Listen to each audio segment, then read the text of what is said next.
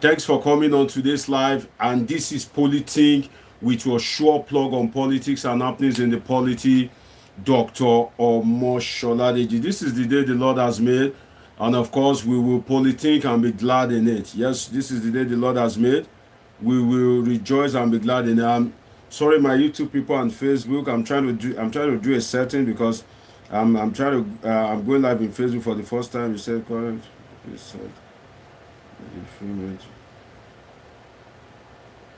Oh no, I don't know how to set this. Or it's telling me to do a setting on Facebook. Well, sorry guys, just a moment. Well, this is the day the Lord has made. Like I said, we will rejoice and be glad in it. We will not only rejoice, we will politik as well. So today we'll be talking about this VDM Bobrisky issue, and not only the BBM Bobrisky issue. We'll also be talking about President Bola Tinubu's rejection of the National Assembly bill. You know, the National Assembly is trying to increase the age for, sorry, I'm still trying to get my settings right on both platforms, so just bear with me, right? Akintunde on YouTube, I see you. God bless you, my brother. Sorry, just a moment. I'm still trying to get my settings right because I'm live on Facebook as well. So this is the first time that I'm going live on both sides together. So I'm trying to get my settings perfectly, okay? So just bear with me. I don't even know where to do the setting, okay? That's where the problem is. It said it's too low up here. So sorry, just bear with me, my guys. I'm trying to get the setting. May God help me. I don't know how to set it. Maybe I'll just leave it like that, right? Maybe I'll just leave it like that, so that it doesn't slow me down. Okay. Sorry, I'm doing my YouTube setting. Akitude says happy rainy day. Okay. You rain very well for your hand, right? Okay, that's great. Rain is God's blessing now. Abi? Rain, now God's blessing. No? If rain fall, now God's blessing to mankind. Abi no be so? You know, great to have you, Akintunde. Well, I really can't get that setting, so maybe I'll just leave it like that. But it's saying that they may have like a low quality video or something like that. So, but then I don't know how to do that setting. The current frame is to please set. Okay, maybe I'll just expand video, daddy. You know, let me just expand video. So guys, this is where we make it happen on a day like this. So maybe I'll just leave it like this and see what happens, okay? Like I said, this is the day the Lord has made, and of course we will politik and be glad in it, and we try and make things happen for ourselves on a blessed day like this. So maybe I'll just leave the live stream on Facebook. I'll just leave it like that so that it doesn't distract me too much, okay? So you would have heard about this Bobrisky issue with VDM, right? So people will talk about it, social commentators, different kind of people, but then you would think that, is there anything in it for politikers, right? Is there anything in it as regards politics? Is there any lessons we can draw from it? Is there any inference that we can kind of like make from what happened from the exposition between VDM and Bobrisky? You will recall that Bobrisky was charged before the court, and after being charged before the court, what we heard was that Bobrisky is now in prison, right? But unfortunately, that wasn't the case. The guy was alleged to have been chilling somewhere, to have been relaxing, to have been eating pepper soup and jollof rice. So you now wonder, what kind of a country is this whereby people are being sentenced and they still have their freedom? And you wonder if people are sentenced, right? That means that they have alleged to have committed an offense. If people that are sentenced can still have that level or that amount of freedom, then you want to ask yourself that where is the hope for the common man, and does it really pay to be a righteous person in this country? Because the way the country is going, it makes you feel sick, it makes you feel sad, it makes you feel tired. Sometimes you be like, the country sometimes make you look stupid. But then that is not a recipe for us to go crazy, if I can use that word. But what we can do is what I will be touching about tonight. I have my notes ready, of course, as always. So we'll be talking about, um, you know, somebody sent me something and okay, this is about Edo election. Okay, I will watch them later. Then this Bobrisky thing, you'll be wondering that what is in it. Like, do thinkers have anything to discuss about this Bobrisky thing? Is there anything to really say? Don't forget, one, on this platform, like I said, we discuss about politics, and not just politics, we also discuss happenings in the polity, right? We discuss politics and happenings in the polity. So any important issues that is happening in the society and in the polity, this is where we think about them, whereby we analyze the happenings in the polity and politics as well. And the 77, I see you. God bless you, my brother. He says, greetings, Deja, and everyone. God bless you. And the 77, glad to have you.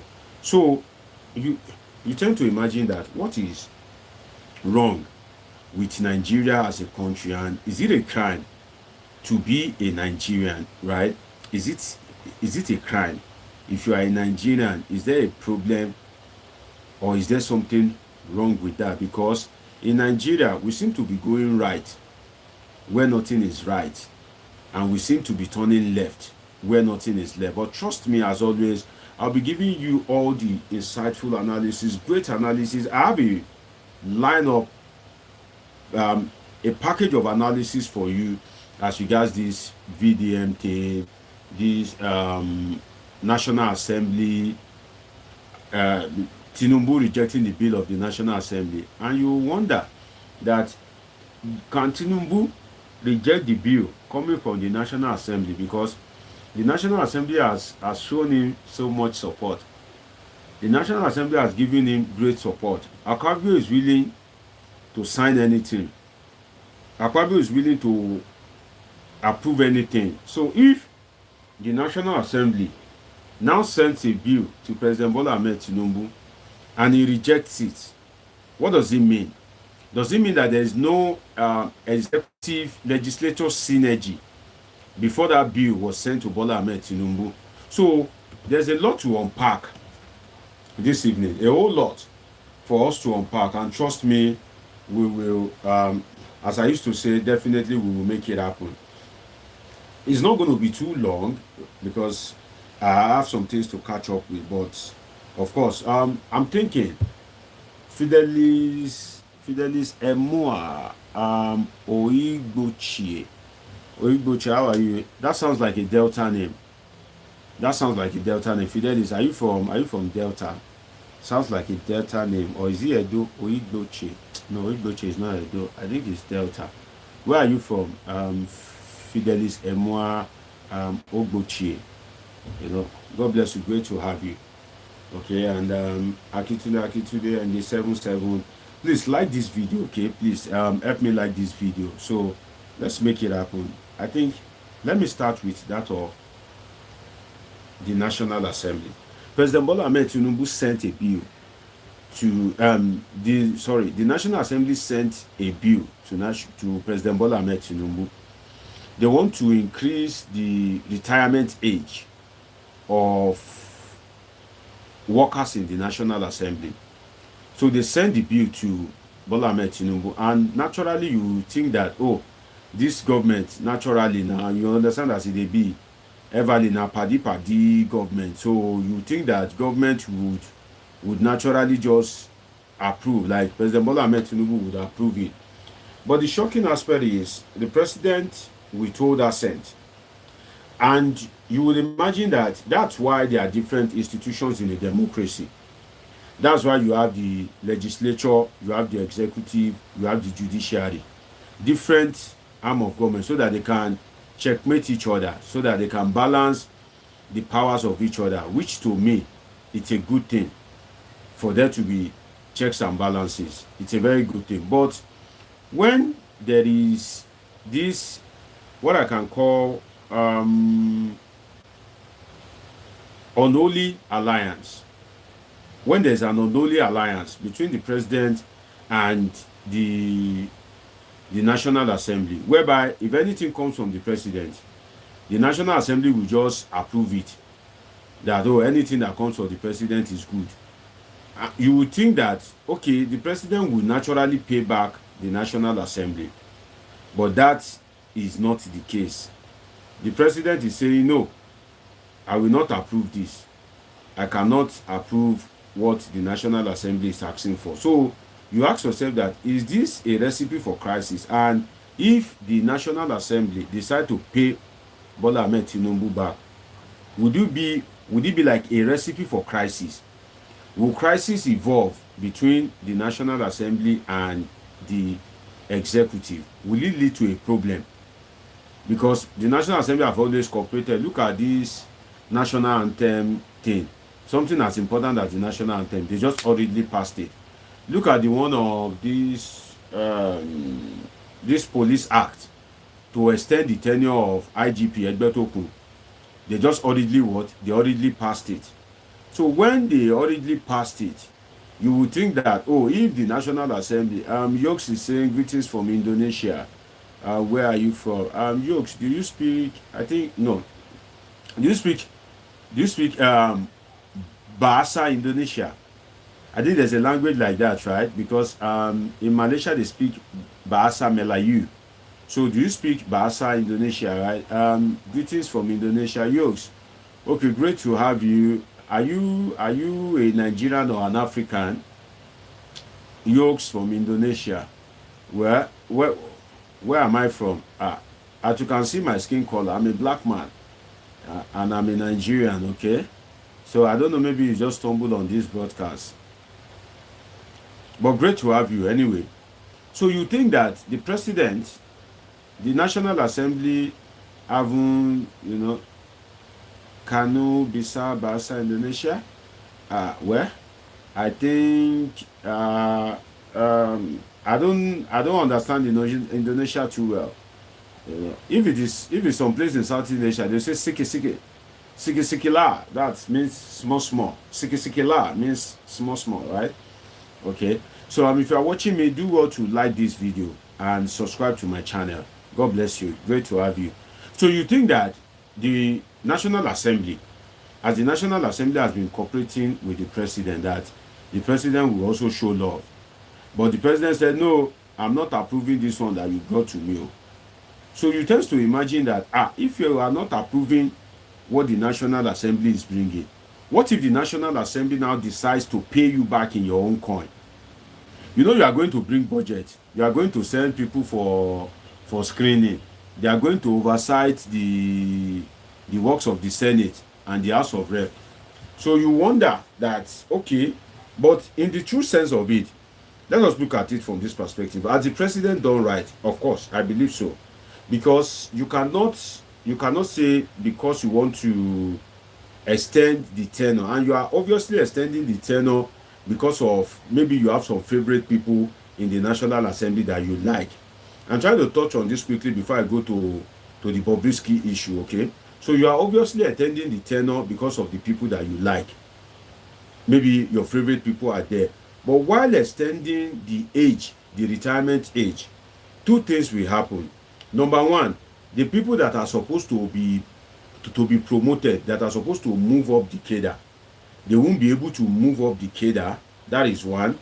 Secondly, apart from the fact that they won't be able to move up the cadre as they are supposed to move, they won't be able to recruit new people. So that means the system will be practically stagnant. But then the system should be rolling. It should be rolling. It shouldn't be stagnant. So for the president to have said no, you cannot increase the age. I don't agree to this. It is very right. It is very apt. It shows that the president is thinking. But then you would imagine that why would they send it to the president when Gbajabiamila is the president's chief of staff? Is it that they didn't consult with Gbajabiamila? Was it Gbajabiamila that advised the president to not to sign this something?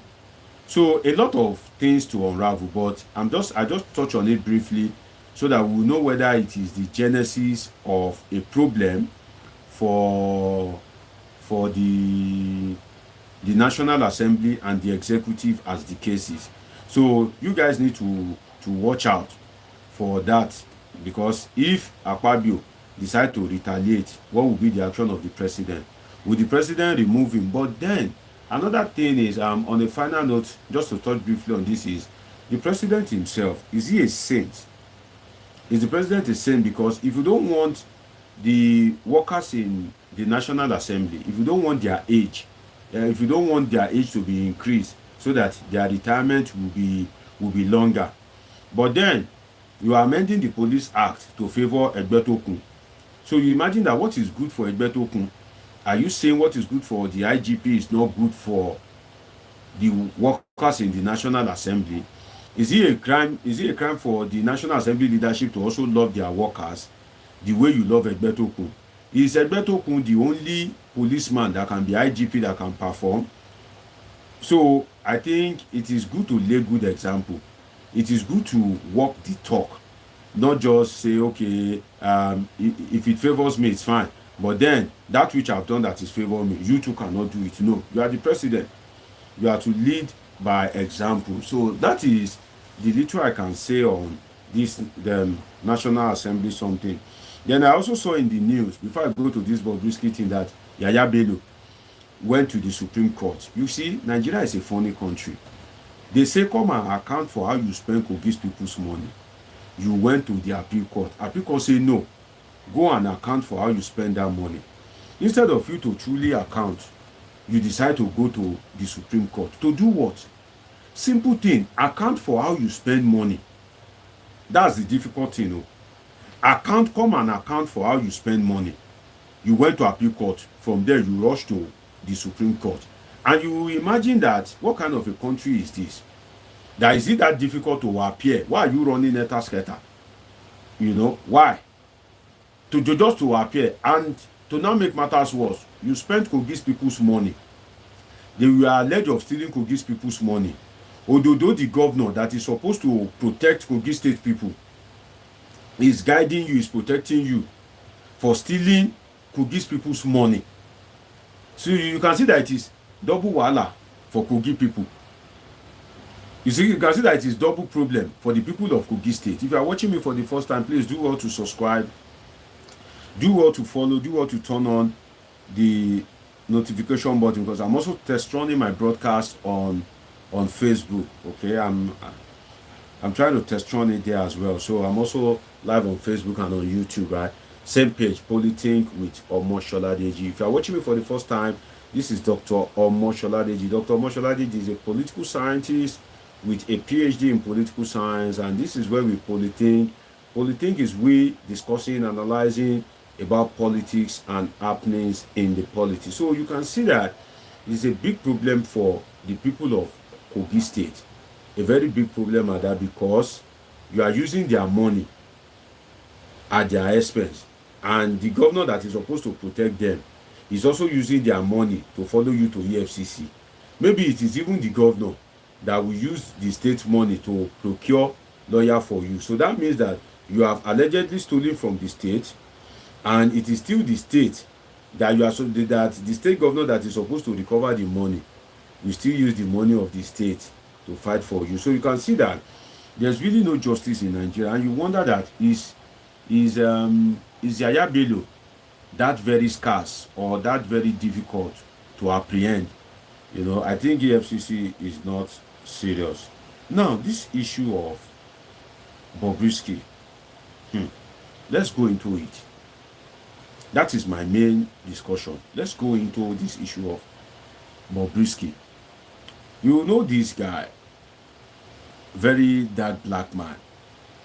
Very dark black man is, should I call him an activist or a fearless individual? And sincerely,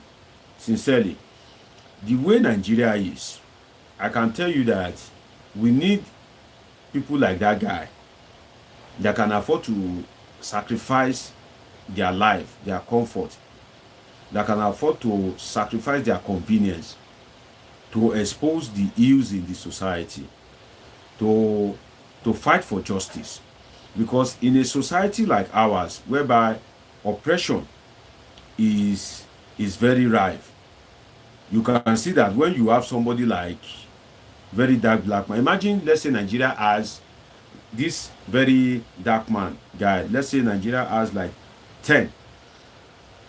Just as in the olden days, we have Ganifawa Emi.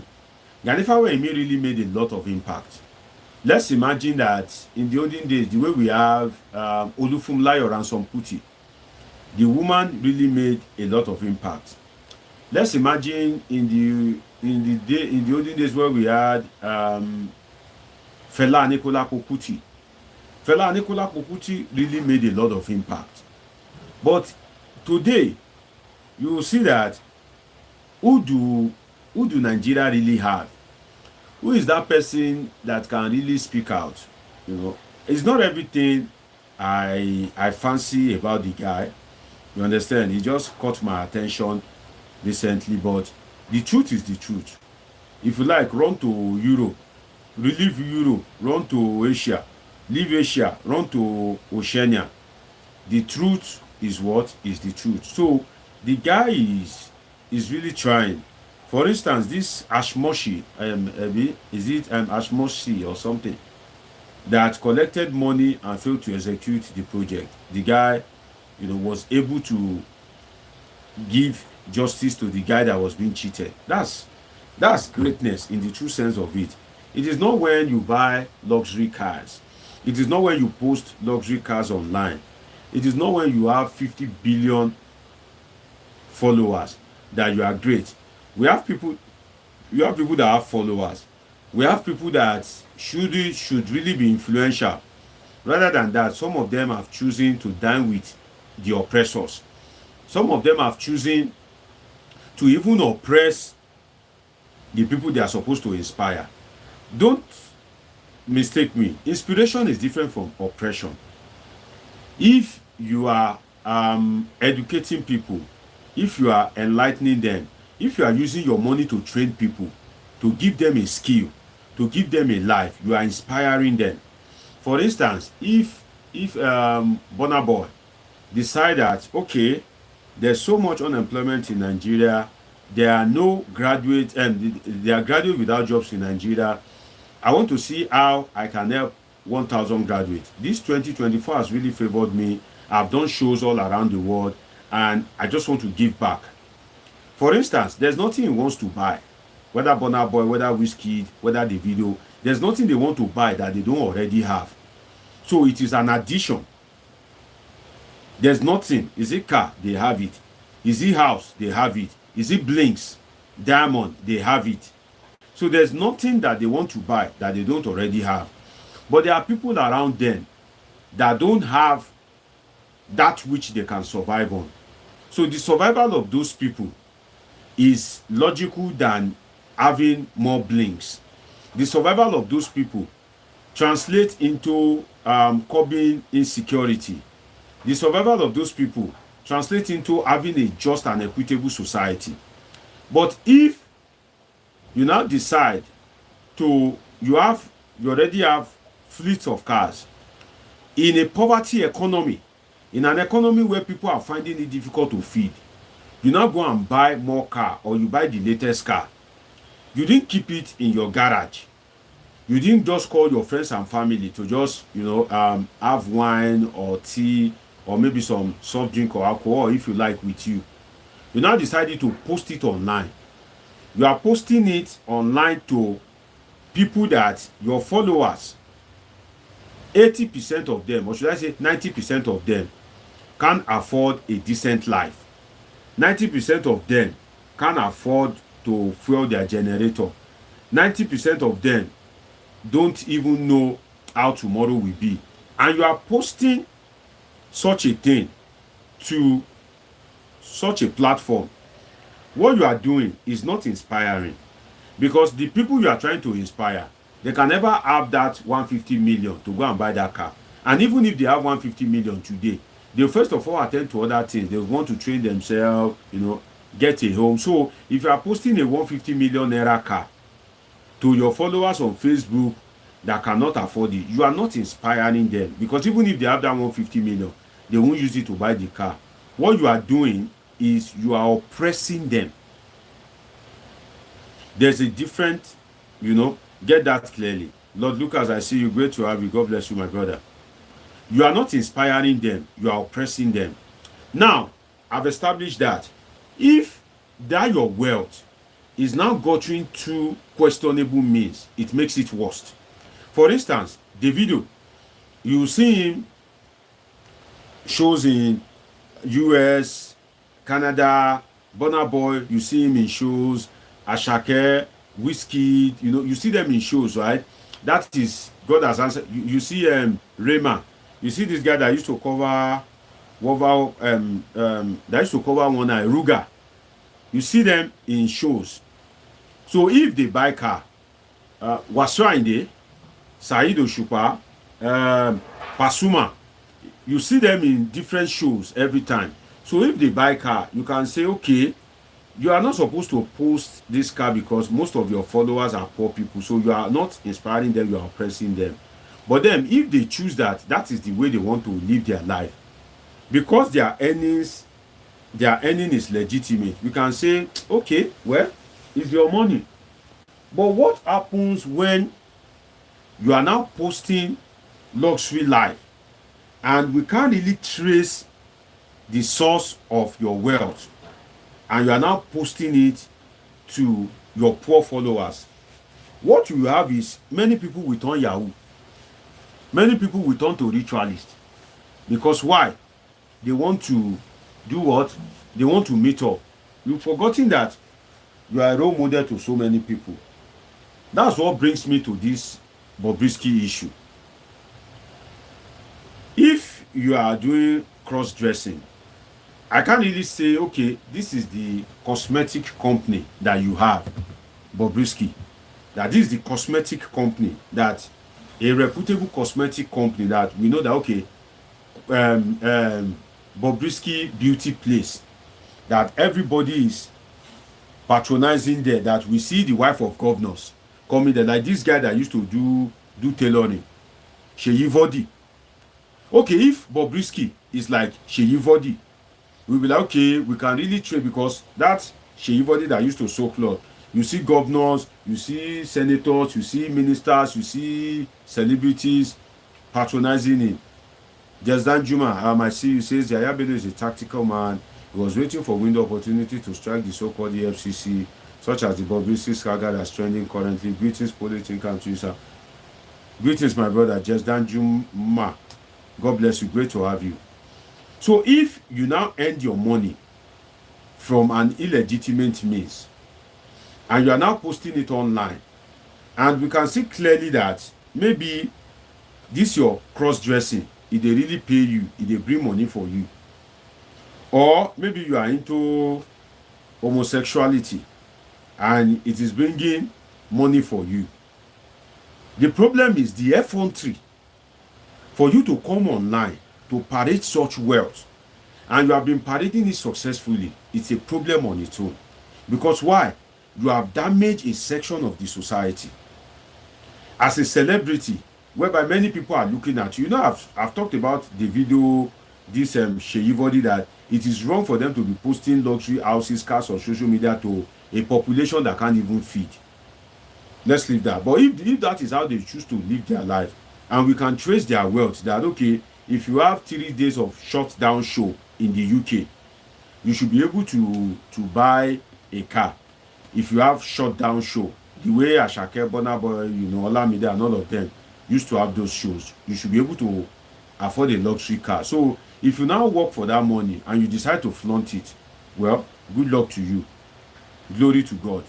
But if that money is earned through questionable means, if it is earned through illegitimate means, and you now decide and you have the effrontery to flaunt such an amount, it is a problem. So you see Bobrisky online, whereby he will flaunt luxury houses, he will flaunt money, and you can't really trace his wealth. We still have some people that their wealth are really questionable. I've never been into bar in my life, but you see people that they will say, oh, they are doing bad business, and the way they will be spraying money, the kind of car that they drive, luxury jeep, and you wonder that shey this bad thing e get money reach this level wey be say you fit dey spend money like this, you fit dey throw money like this, right? So if Nigerian government tolerates it, so be it. But then Nigerian government itself is reaping the effect of that in terms of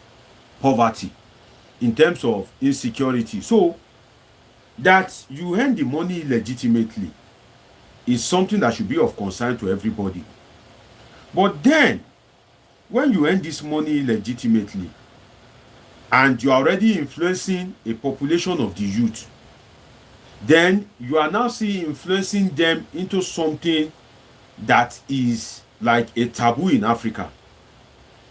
Whether anybody likes it or not, you can choose to be an homosexual, well, it's up to you. But in our own Africa, in our own Nigeria, homosexuality is nothing but a taboo. It is, you know, as they say, to fear aqua. And I still imagine that maybe it is truly the end time, or maybe it is civilization. Maybe I'm not civilized. It's possible. You understand? That a man will see his fellow man and be erect. What you want to erect me for your body? With all the pretty ladies that God has created, with all the shapy coffee ladies that God has created, so it is a fellow man that will make me erect. And you want to imagine that what will make a woman see a fellow woman and be having like urge of all the men in this world? So for me, I believe God is not stupid. But if it is the way you want to live your life, it is okay. It is up to you, because we've lived in places, we've traveled to countries whereby they have gay clubs. Like it is a common practice for a man to be dressing like a woman. So, and you have no choice. If you want to stay with them, you have to accommodate them. You have to not discriminate against such people. So it is understandable that if that is how you want to live your life, it's okay. But you now deciding to live such life in an environment whereby such is like a taboo, and you now decide to bring it online, that's where the problem is. If you decide to be an homosexual and you are doing it in the corner of your room and you are not showing it online, that means that you are acting based on your conviction, and your conviction is not influencing others to follow you. But if you have a celebrity status and you are into homosexual cross-dressing and you are flaunting questionable wealth online, and we can't really trace your business, you are flaunting luxury cars online, what you are telling the youth, especially some of these youth that are lazy, is that homosexuality pays. Is that you gain this money through cross-dressing or homosexuality. That is what I can interpret it as. Because if you ask anybody that where did Bobrisky, how did he make this kind of money? For instance, if you say Obi Kubana now, you can say this guy is into hospitality. Even this guy, Kubana chief priest, you can say, oh, recently he opened a restaurant. Even if his lifestyle is more than the restaurant that he opens, you can still trace him to something. I think he has club also in Lagos, or maybe Imo, or something like that.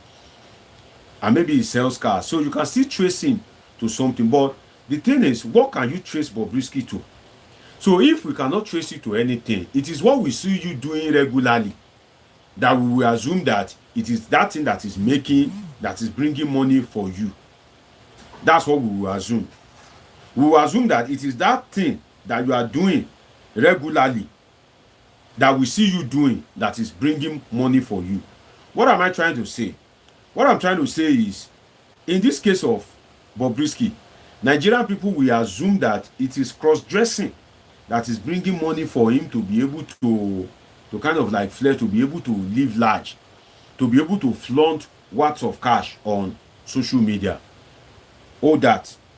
Two, the way he brags about Godfather, that, oh, my Godfather, the way he relates with celebrity, that shows that it is another means of encouragement for the ordinary Nigerian to say, oh, if Bobrisky can be a cross-dresser, if he is allegedly into homosexuality, and he can have this kind of friends, artists, and you always mention Godfather, then the youth will now think, okay, that means that if I too become that, that means I will have money too. I will also have a Godfather, right? So the influence is monumental. It's causing Nigeria problem on its own. Now, if it's causing Nigeria problem, what we now have to ask ourselves that, why have Nigeria failed to tackle Bobrisky? I will tell you, okay? But let us look at this, what this VeryDarkMan said, that Bobrisky bribed EFCC 15 million. Related to the analysis I just gave, 15 million. For you to be able to bribe someone 15 million, that means that you will worth way more than that. And for people to say you should bribe them 15 million, that means they would have assessed you and know your worth, that okay, you can really provide such an amount of money. So if you now bribe people with 15 million naira, you bribe EFCC guys with 15 million naira, allegedly, you tend to imagine the worth of Bobrisky. Because I don't believe, if he doesn't have that kind of money, he will insist that, no, I don't have, there's no means to pay. For instance, if they pick an ordinary guy on the street, and even some of all these dirty Yahoo boys, and they say, come and pay 15 million, the guy will just say, okay, just leave me here, because I don't have. Even if I decide to go and borrow, I cannot, there's no way I will pay back the 15 million. If you are watching me for the first time, please subscribe to this channel. God bless you. And like this video. It helps. Please like this video. The guy will say, no, I cannot have 15 million. So just leave me here. Just be giving me free food. Just be giving me free government food. But if you can cough out 15 million, that means that you know you have that money, or you have an easy way of repayment. So if you have no job, like something that we can point to, and you can cough out 15 million, that alone is a problem for the society. That alone is a problem. So let us first look at it, that can this happen? This Bobrisky thing, you know. God bless you, Fidelis Michael, I see you. Can this thing happen? Well, the truth is, I cannot say that it is a lie, that it can happen based on the rot we have in our system. And I cannot say that maybe it is a framework, because we know the kind of system that we have. I've told you guys before, if you want to know how a country is, if you enter a new country, like you just enter a country and you want to know how good that country is, this is what you can do. This is what you can do. Any day you are opportune to travel out, the sector that you are able to see, you can use it to rate the sectors that you don't know much about, or that you are yet to see. For instance, if you travel to a country, if you see the quality of airports, If you see the conduct of the civil service, the immigration, the police, the is it in Nigeria it is DSS, maybe in US all these FBI, CIA, in the UK Metropolitan Police. If you look at their conduct and you leave the airport, you see how good their infrastructure is, starting from the airport. You leave the airport, you see their roads, you see their street light. You live there, maybe you pass through a police station, you see the quality of the infrastructure. You pass in front of a school, you can see that omo, shey na school be this. You want to go and enter interstate bus, you see the quality of their bus terminal. If you go to that country's health sector, you will see the same development there. If you go to the country's judiciary, you know what to expect. But when you come to a country like Nigeria and you land at the airport, you see immigration officials. Some of you that are passed through the international airport can bear me witness. The immigration officials, you see them looking like businessmen. You see them looking for who to extort. You see them carry looking for one person on the plane that they've told them we arrive. Which country do you see that they do such kind of a thing? You will see them be acting like businessmen. When the custom officials, when they see you, what they are after is what they will gain from you, how they will extort you, what you can give them. Not really after thorough checking of your luggage. Some of you that you've passed through the international airport can tell me, oh, Deji, is a lie, you are lying, you know. Tell me if I'm lying. Say Deji, is a lie. You guys know how the airport, you know how it is. So if you leave the airport and you are going to the road, you see refuse everywhere. You see refuse everywhere. Now you've passed through the airport, you see the state of the airport, the infrastructure. You've had encounter with immigration, they are looking like businessmen, looking as if, you know, looking for who to extort. You've had encounter with the custom. Those ones are after their pocket. You pass through the roads, you see pothole, you see everywhere dirty. Don't expect that EFCC will be a saint, because the EFCC guys are a product of that corrupt society. They are a product of that failed education system. If the police is allegedly corrupt, if the judiciary is corrupt, if the lecturers are sleeping with students, if custom officials are after their pocket, immigration officials are looking for bribe, don't expect that the EFCC will be an isolation of the what is obtainable in the larger society. Except you are deceiving yourself. Don't believe that the EFCC will be a different thing from what is expected in the larger society. No. The corruption that is in the EFCC, the school that those policemen went through is what the EFCC guys passed through as well. They are being governed by the same leaders. They are using the same infrastructure. They are facing the same economic hardship. They are facing the same value system. So you won't expect that you find saint in the EFCC, or maybe you find saint in the judiciary, or maybe when you go to prison, because it is prison, the people there will now be different. You are deceiving yourself.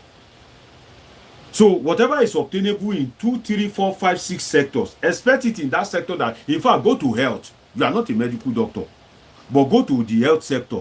You will also see the rot there. For instance, let me give you an example. Go to Igbobi Orthopedic, and I'm saying it live on air. Go to Igbobi Orthopedic.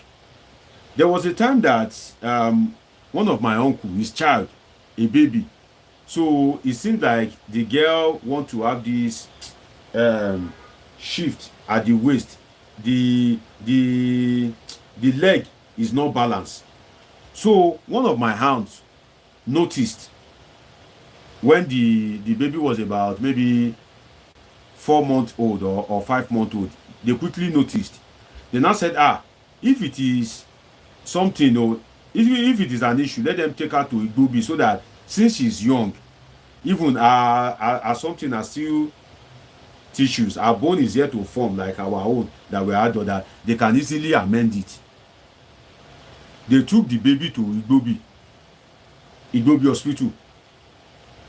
The x-ray that Igbobi is supposed to do like 10,000 naira, the x-ray machine is not working. Inside Igbobi orthopedic, inside Igbobi, beside where government is snapping x-ray. Igbobi is a federal government something, so there shouldn't be a private something existing inside it. Inside Igbobi, beside where they are snapping the x-ray, there's a private x-ray company charging like 50,000. And I told my uncle then that this government machine can never work. There's no way it will work. And guess me, it didn't work. They have to pay 50,000 for something that they are supposed to do. Who approved that private something to be beside government own? Is there no space outside Igbobi? They cannot buy a property. They cannot rent an apartment to be doing their own private scan there. And like as with Igbobi, they should call the Igbobi, the doctors in Igbobi, the management of Igbobi to come and inspect their facility, so that if you snap x-ray from them, they can say okay, they would accept it because it's just maybe opposite them. But the facility is inside Igbobi itself. So a private something is operating side by side with a government owned. Who approves such a thing? So what am I trying to say? The corruption that is obtainable in the judiciary, the health sector, in the presidency, in the legislature, whereby they are sending mailbox, they are sending email, they are sending prayer through email to themselves. Don't expect that the EFCC will be different. That is one. Two, look at the people that usually undo a case. For instance, if I can use police as an example, Bobrisky's case will be handled if it is police, they call it IPO. The IPO may not be more than maybe IS, an inspector, maybe an inspector, or maybe ASP. What is the salary of an inspector? What is the salary of an ASP? Police can still go out. Maybe they do raiding. Maybe they catch you with Igbo. Maybe your papers are not complete. Maybe you go and fight somebody. You go and steal somebody's phone. You go and do this, you go and do that. Police can still earn money. EFCC, how will they earn income? What is their salary? The way you are complaining about the economic charges, that your salary is not enough for you. That is how this EFCC guy, their salary is also not enough for them. And you expect that they won't be corrupt. You expect that they will meet a Bobrisky that is desperate for freedom. If you are watching me for the first time, please take a moment to subscribe. Show some love and please like this video, okay?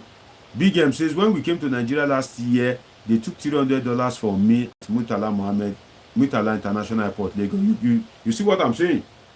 You see what I'm saying? So you are expecting that police will be doing their own, custom will be doing their own, immigration will be doing their own. Then the EFCC guys, that there are some of them, their salary is no more than 100,000. Some of them, their salary is no more than 150,000. And they want to use iPhone too.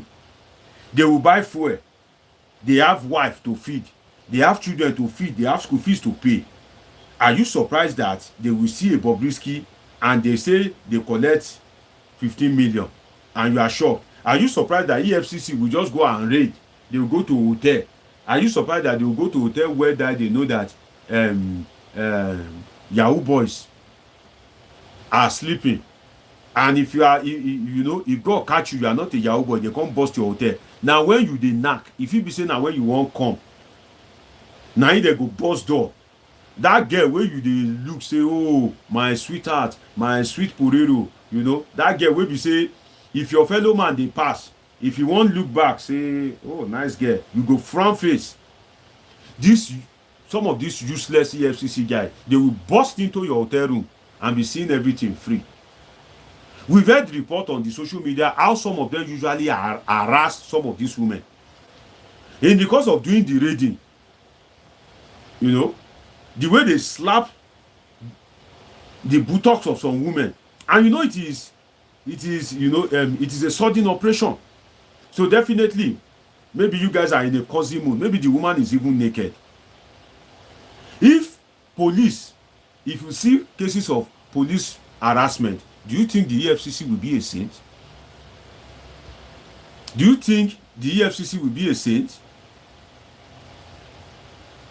Do you think they'll be a saint? If you are watching me for the first time, do well to like and subscribe. God bless you, Big M. Big M says, I already like and subscribe. God bless you, my brother. If you subscribe, do well to drop it in the comment section. Let me acknowledge you. If you are watching me, please like this video. Please subscribe. Don't let our enemies bring us down. Okay, this is the platform of truth. So you expect that EFCC will be a saint? How? The EFCC guys, they don't have salary to pay. When they go to market, is there a separate market that, okay, because you are serving in EFCC, this is your separate market? Oh yeah, tomato that we will buy for 200 naira. Oh yeah, EFCC will buy it for 20 naira or 30 naira. No, we are all going through the same market. So for me, when the news came in that, VDM accused Bobrisky of bribing EFCC 15 million, I wasn't surprised. If Bobrisky wasn't doing show off, maybe they wouldn't have arrested him in the first place. Because do you know how many people are spraying money presently? Do you know how many people are doing party? Weekend is coming. Do you know how many people will be doing party in Nigeria? But because he has made himself known and they want to use him as scapegoat, wait till you hear how much this guy could have used, this Cubana chief priest, that Davido's friend, could have used to settle himself at EFCC. You know that one, he usually shows that he have money, usually spend money, usually display money. If Cubana chief priest can come out and say, oh, this is the amount I used to settle myself, you go one collapse. If you Bobrisky na 15 million, you know whether na 30 million they collect from that Cubana chief priest. Do you know how much they would have collected from him? So don't expect that these EFCC guys will be saints. But then, where is the problem? The problem is, if you are a legislature and you are not legislating right, then you now have a police that is not policing right. You have immigration, but there is illegal migration into Nigeria. You have custom, but there is escape of firearms into Nigeria at the borders. Bomb and all these things. It is a problem. Because why? You will have EFCC officials that are corrupt. When the savior, when the people that are supposed to tackle something are complicit or accomplice, if they are complicit, if they are accomplice, or if they themselves are corrupt, they know that it is finished. What am I trying to say? If the EFCC that is supposed to tackle corruption can be corrupt, know that Nigeria is finished. Because why? Most politicians are corrupt. So if they collect 15 million for EFCC, why is Yaya Bello wasting his time running a tasketa? Go to EFCC office. The EFCC chairman has already said he gave you an invite, like a special invite, that, oh yeah, come, don't worry, come to my office, I will open the back gate for you. If Yaya Bello is wise, they said he stole 80 billion, which he may have stolen way more than that. Why not go to the EFCC chairman, say, oh boy, calm down, I'll give you the equivalent of 5 billion naira. That Olukoyede, how much is his salary? Olukoyede no go craze. Let's be sincere with ourselves. Let us be realistic. Olukoyede go hear 5 billion naira. 5 billion naira. Since Olukoyede have been working, since Olukoyede's father has been working, Olukoyede's grandfather, great-grandfather have been working. In fact, all his immediate family, since the day they have been working, if you sum all the salary, or if it is business, it has never been up to 5 billion.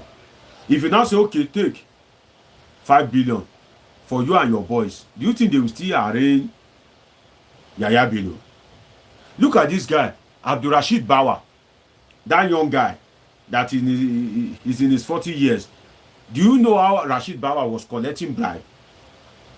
But Nigeria is a place whereby they forgive easily. That guy should be in prison by now. You know, he was having a running battle with Matawale, accusing Matawale, and they were accusing each other on social media. When Matawale was appointed by Tinubu, became the chief of defense staff or something. You know, no, defense minister, sorry. I've been Minister of State for Defense. That one that they are accused of colluding with bandits, former Zamfara governor. When this guy, Matawale, when he became Tinubu's minister, that EFCC guy, Abdurrashid Bawa, ran into problem. The guy too, is a scam. He was collecting money. So that means that the top EFCC boss, they are receiving their big fat share from politicians. You now expect the low cadre or the medium cadre in EFCC to not extort Bobrisky. What are you expecting? Lord Lucas say, Doctor, can corruption ever be eradicated in Nigeria? It cannot be eradicated. Let me tell you the truth. It cannot be, except we want to decide to go the highway route. That we want to decide that, oh yeah, we want to kill anybody. That's when corruption can be reduced. Do you know why I said it can be reduced? Let me give you an example. Even if you make the punishment for corruption life sentence, death by hanging, Nigerians are too rugged. For instance, if you are going to Southeast Asia, Singapore, Malaysia, Indonesia, Myanmar, Philippines, these Southeast Asian countries, they have a policy. It is always stated on their visa. If it's always stated on their visa that do not carry joy. If you do it, it attracts capital punishment. I didn't mean my passport is closed, but I could have shown you one for you to see. They put it. But Nigerians still, despite seeing it on the visa, they still carry drugs to those countries. So even if you put life sentence as the punishment or capital punishment, death by hanging, or firing squad as the punishment for corruption, Nigeria will still take the risk. Is it not in Nigeria? Nigerian judicial system, if they can carry drugs to Malaysia, Singapore, despite knowing that they will hang them to death, if they are still doing it, go to Malaysian prison, go to Singapore prison, tell them to give you the roster of Nigerians on death row. You will be shocked. You see Nigerians on death, despite the fact that they know and they're still doing it. So now think, even if you make a capital punishment in Nigeria, tell me why people will still not carry, will still not steal money. Tell me why they will still not inflate contracts. So I don't think corruption can be eradicated. It is something that has come to stay. It is a systemic thing. I can say it can only be managed, but eradicated, like eradicate what? When, see, are you seeing what I'm saying? If the old folks, the Obasanjos, the Atikus, the Lai Mohammed, the Bola Tinubu, the Buhari, if Nigeria's money can be missing, that is allegedly stolen by this old political class, people that when they were growing up, there's no iPhone, there's no iPad, there's no TV that costs maybe 5 million. There's no smart car. It's only bicycle and Vespa. Some of you know that Vespa, that Okada, Vespa. Maybe your grandpa or your dad used it.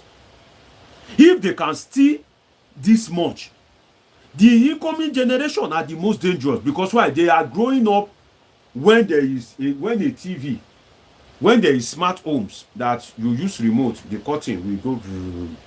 When there is smart car, this car will start itself and drive itself to come and meet you.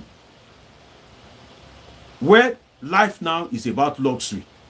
Imagine how much the generation, should I say our generation, will steal. For instance, Betta Edu,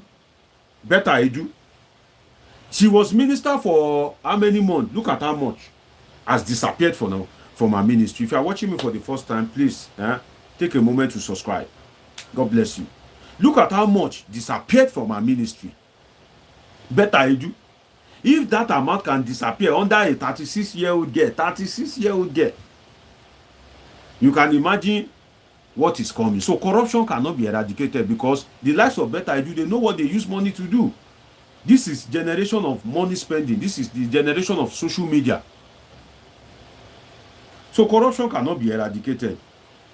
So can what very black dark man, can what he said, can it happen?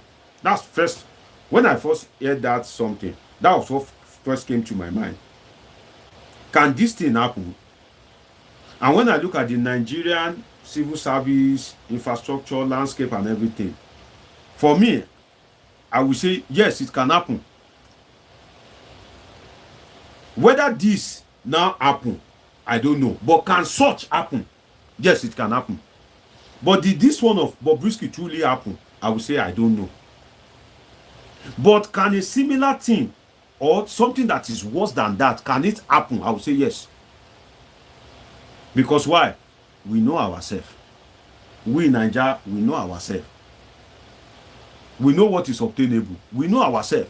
So can it happen? Yes, of course. Why can't it happen? It can happen. It can happen, fine. Now, the sentence, see, in Nigeria, it is a crime to be poor. You dey poor. You no get power. You no get influence. Don't be a Nigerian. Go and be an American or a Canadian. Your life still fit dey okay. But if you are poor, you now become a Nigerian, you are a problem. It is only in Nigeria that police will arrest you. And you'll be telling police, do you know who I am? Who the hell are you? Police is arresting you because he knows you've committed an offense. And you say, do you know who the hell are you? You see, when police arrested Rufai Oseni, that guy on Arise News, see how he is bragging. You see, when police stopped Seun Kuti, you see what he did. Some of you remember that video. So it is only in Nigeria that you be like, do you know who I am? Ogbeni, who the hell are you? You can only do that in Nigeria. If you go to America, will you say, do you know who I am? Or you go to Canada. If you even be that your brother that is in force that will give you that ticket, if camera has captured it, else he will lose his job. If camera have captured it that you beat traffic light and upon beating that traffic light, the camera has captured it, has captured your plate number. If your brother that is on duty fail to sanction you, the government will sanction him. But in Nigeria, it is, do you know who I am? So you can see that there's a Nigeria for some certain set of people. If you are rich and you are influential, all these laws, all these, all these courts, you go and arraign him in court. Oh yeah, police arrest him. It's because you are yet to be rich. You are poor. Do I need to fast and pray? Do I need to cast and bind that every spirit of poverty should die by fire? Then you want to ask yourself that, you that you are talking, are you rich? I'm not rich, because I don't know whether the person that will help me is watching me now. Make I know they feel like rich nigga. I know rich, I beg you. Myself, I need it. I need help. Maybe you no go the thing say Deji is rich. No. You see this my face. Now light make am bright. No be saying now so I be. Now light. So help me. So on a more serious note, what do you expect? That in a country where the police, the immigration, the custom, everybody is corrupt. So are you surprised that they said Bobrisky was convicted, but he didn't go to prison? You are surprised. Are you a Nigerian at all? Are you a Nigerian at all? Loser will be declared winner in an election. And you are surprised that they will convince somebody and that person will not be in prison. Wake up, bro. Wake up, sis. Are you surprised? Let us be realistic with ourselves. Then, don't you notice something? Don't you notice something? Shout out to VDM. Great guy. When he released that tape, I was now trying to look at it in my head. Big M say, not true, eh? Make I know the claim, say, I know rich, I mean, I need them. If it be say, maybe one person they look me and they look say, I go take bless this DG. You know, waiting if you use bless am, say now super waiting that they call her. I can't go the heart like rich guy. I know they rich, and they beg God. So you can imagine that when VDM released that tape, if you are yet to subscribe, please subscribe. Please take a moment to subscribe. God bless you. When VDM released that tape, my mind went back to when Bobrisky was released from prison in court. Don't you know that Bobrisky came out fresh? You don't understand? He came out fresh than when he was going to prison. No be scam be that. Nigerian prison. Hey. You go Nigerian prison, you go come out fresh than you go in.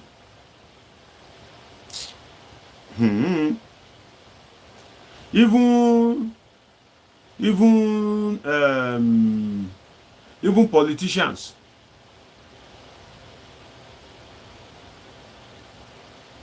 Or let me use coppers. NYC, see what they are feeding them in NYC camp. Some of you that have done NYC, you know what I'm saying. I did my NYC in Kano many years ago. See what they are feeding us. When you did NYC to see what they were feeding you. You see what they were feeding you. You are not a prisoner, you are a graduate too. You suffer go school. So imagine what they will now be feeding prisoners. If they can be feeding copper, that kind of food at the orientation camp. Now imagine what they will be feeding prisoners. I saw a video recently at one of the orientation camp that one copper posted that see what they are feeding us. Even a prisoner should not be given that kind of food. So you can imagine Bobrisky eating such a food for 6 months. And he came out fresh than when he was going to prison. So as much as you may not want to take this very dark man's words to be true, but when you, if you can think, if you can just reason intelligently, if you can just reason a bit, you will see that there are some facts in what these guys seem to be saying, this dark man of a guy. Because when Bobrisky, when he was sentenced, everybody saw the picture. When he was arraigned in court, I saw it too.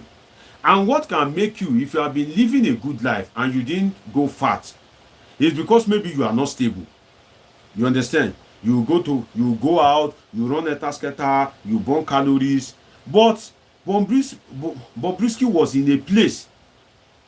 So all the food that he's eating will naturally be working in his body, and he wasn't able to burn calories. So he will naturally be fat than before he was sent to prison. So when I listened to VeryDarkMan, I remembered Bobrisky's look before and after he went to prison in court. KY, I see you. God bless you. It's a good evening, Dr. Deja, my fellow politicals. God bless you, KY. Great to have you.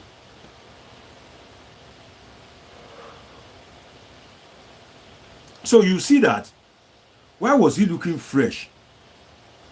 Is it every prisoner? Some of you that have people that have been to prison before, you see how they are. Even this guy, VeryDarkMan, when he was detained in Abuja, you can see when they released him, see what he was, see how he was looking haggard, mournful, see how he was looking, you know, like a ragtag. But Bobrisky was released from prison. He was looking fresh. He was looking more clean, more relaxed. Nigerian prison. Nigerian prison.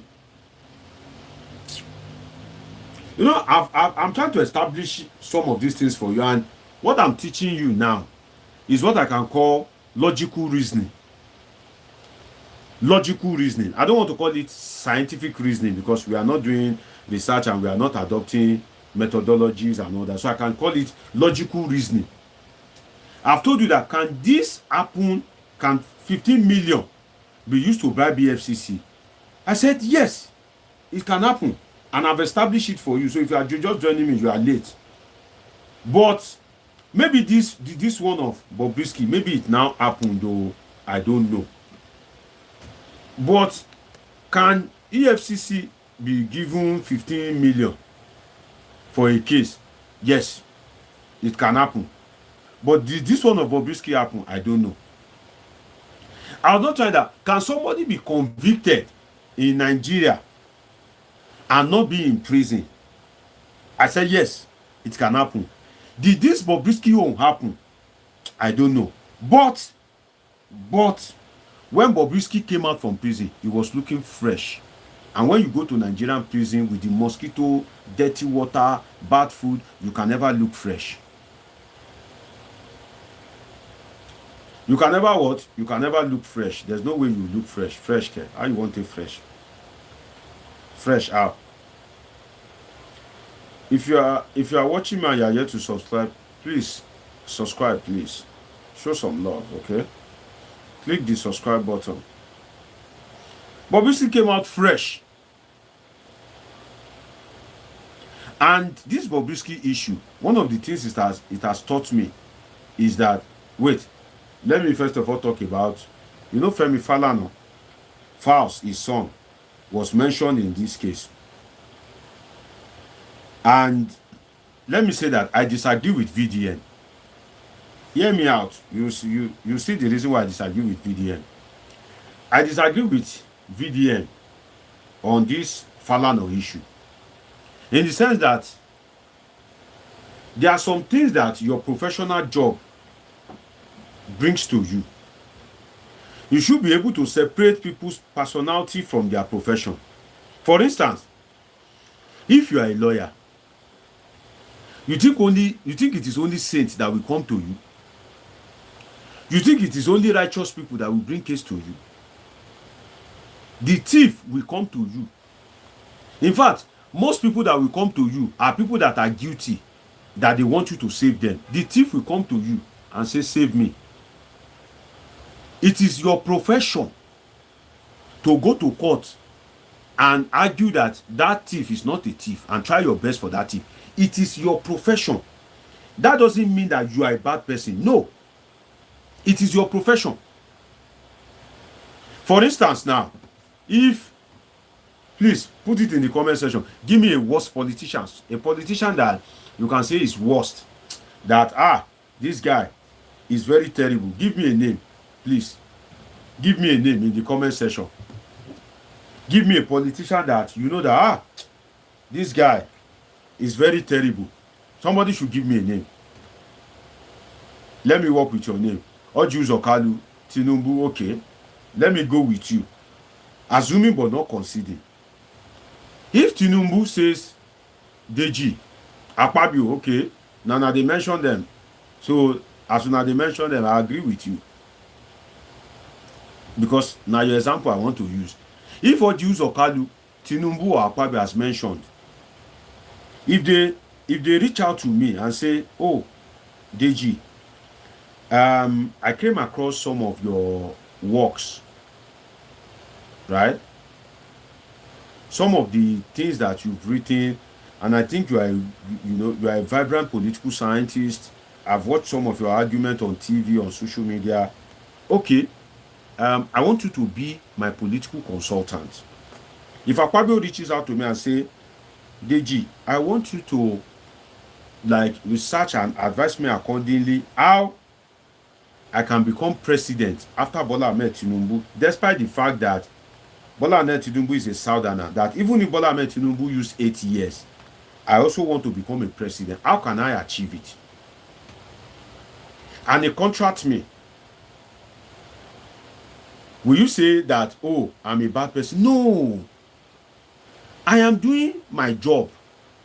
Someone has hired me to do what I am trained for, which is to, one of the things is consultancy. And they have consulted me.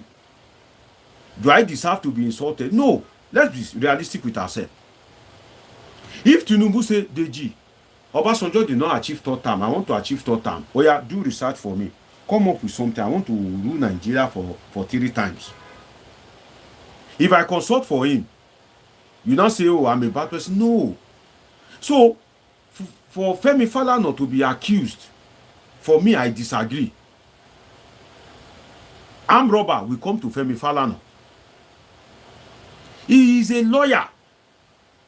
When you are in problem, you are in a legal problem, who do you run to? Is he not lawyer?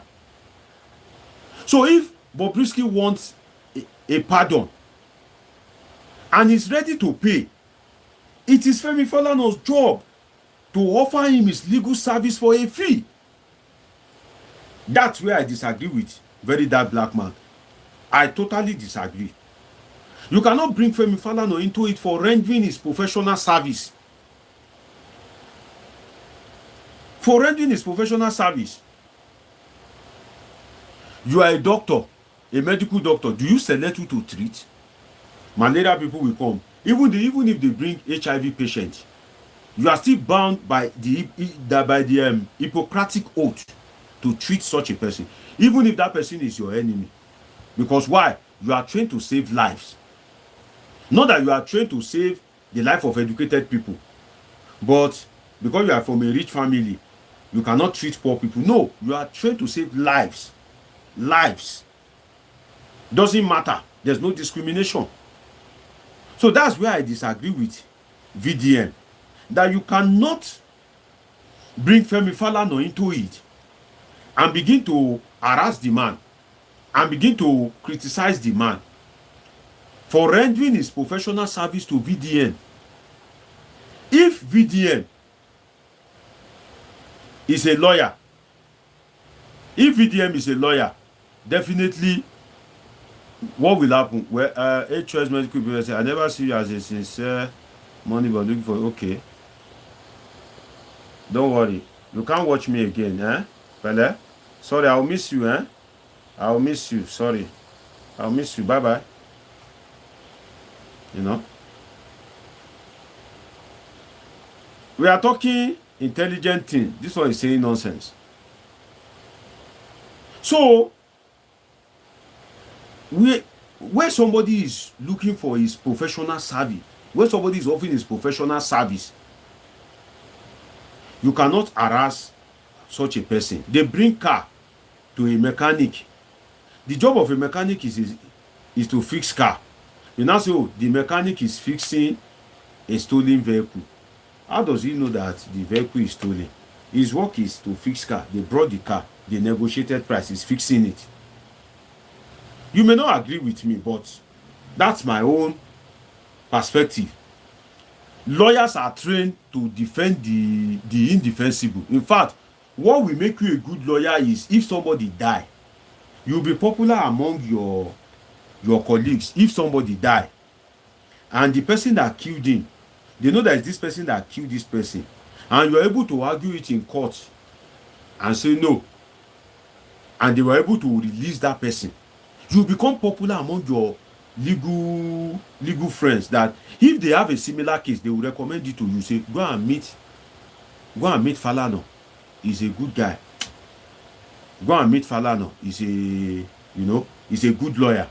Why are they calling him a good lawyer? Because they know that the person that killed the last time, he was the one that got favorable judgment for that person, and that person wasn't convicted. A good lawyer is being rated by how you can change black to white. So if that is how a good lawyer is rated, who will blame Femi Falana for trying to seek pardon for Bobrisky? No. So harass people when they do wrong, but avoid, and that is one of the importance of education and enlightenment. And if I can advise, this VDM needs some orientation so that he can do his activism, he can do it rightly. You've released Bobrisky something, it's okay. Kudos, you've done right. You've talked about the corruption in the prison service, great guy. But you cannot bring Femi Falana into it. No. He is a lawyer. He's meant to defend people that approach him. See, tomorrow, if you find yourself in any criminal case and you have money and you walk into Falana chambers and you say, give me a lawyer, and they say no, and you say, I want to see Falana. He's the one that I believe in. Falana, I want to hire you. They said before now, some time ago, that some prominent senior advocate, that they want to appear in court for you, that every day they collect 1 million, that they want to appear in court for you. Some of these prominent senior advocates, and you know, Femi Falana is very pro, so maybe for 1 day in court, that the judge may not even sit more than 10 minutes. Femi Falana may tell you that maybe he will collect 2 million naira, because he won't come alone, he will come with some other lawyers. He has to fuel his car, logistics, research, everything. He will say, every day in court, apart from my legal fee of maybe 10 million, 15 million, every day in court that I'm going to court 1 million naira or 2 million naira. If you have the money, whether you are right or wrong is immaterial. Falana will go to court and argue your case.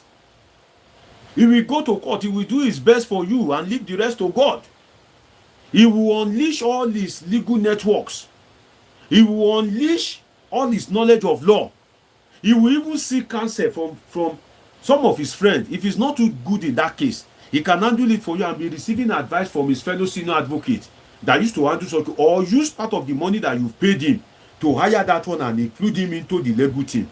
Let's say if it is a marriage issue and Femi Falana is dealing with maybe robbery, he's not too good in marriage issue. If you contract him, he will collect it, then find a fellow senior advocate that is good in marriage issue, right?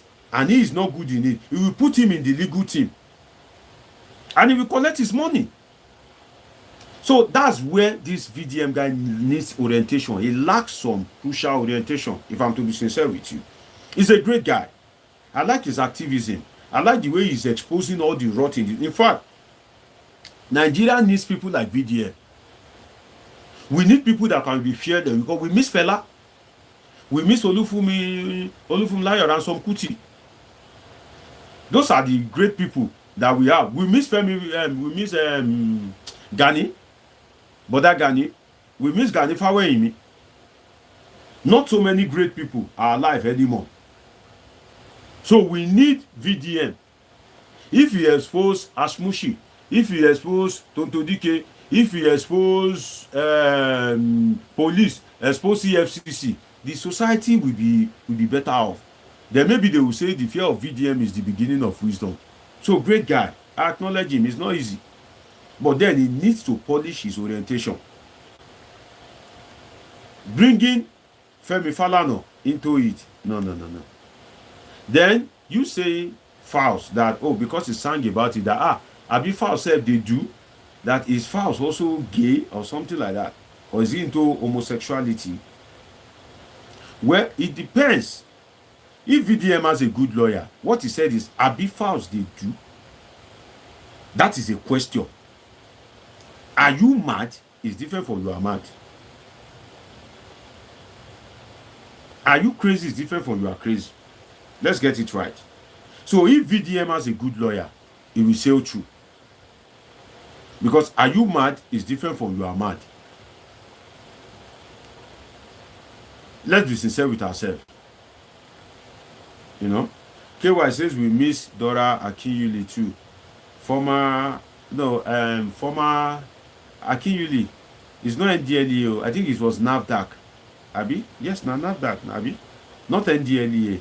I think you want to say NAVDAC. May I so rest in peace. Yes. And this woman, during Ebola, this woman that saved Nigeria from the spread of Ebola, this medical doctor, those are great people. You know, may God rest their soul. So you can imagine. But if in that statement that in that video, if the only thing he said is Abifa self they do, then we can say, oh, he can argue that it is asking him a question. So a question is not an affirmative statement. You are indecisive. You want to know more. You know, are you stupid is different from you are stupid. You are stupid is a conclusive statement that you are convinced after all checks and balances, you know that this person is stupid. That's a convincing statement. But are you is a question. You are asking. Because why? You don't know. You want to know more. So there are two different statements. God bless you, Gloriane. If you are watching me for the first time, please do well to subscribe. So it is a statement that you are asking, have you? Is two different things than you are. You understand? So bringing fouls in, I don't think it's too right. But then it can be argued in his favor. So you see this Bobrisky thing. One thing it teaches us is, and I want you to hold this in your hand, and I'll give you some example. Interpersonal relations to some people supersedes public perception. I repeat, interpersonal relation supersedes public perception. What do I mean by that? For instance, now, Yaya Bello is projected as corrupt. But to Usman Ododo, the governor of Kogi State, because of the interpersonal relationship that they've had, to him, damn what anybody thinks, Yaya Bello is a good guy. You understand? Yaya Bello is a good guy. To him, interpersonal relation that this man made me a governor. So even if he has stolen also, to Ododo, interpersonal relation supersedes justice, supersedes public perception. And it's not only Ododo, you too. Me too. Everybody can sometimes be guilty of that. If you are watching me for the first time or you are yet to subscribe, please subscribe to my channel. Interpersonal relation supersedes public perception. For instance, why do I say so? When they want to appoint ministers, people were saying, oh, Mr. President, Yeson Wike is a bad guy, he's a betrayer, he's this, he's power drunk. But because he had established a good relationship with Bola Tinubu and he was instrumental to his success, he appointed him. Interpersonal relation supersedes public perception. I've given you two examples. Yaya Bello and Usman Ododo. Yeson Wike and Bola Tinubu. Now, let me give you an example of Bobrisky.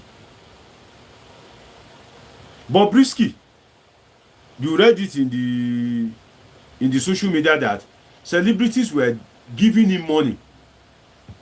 Millions, 1 million, 2 million.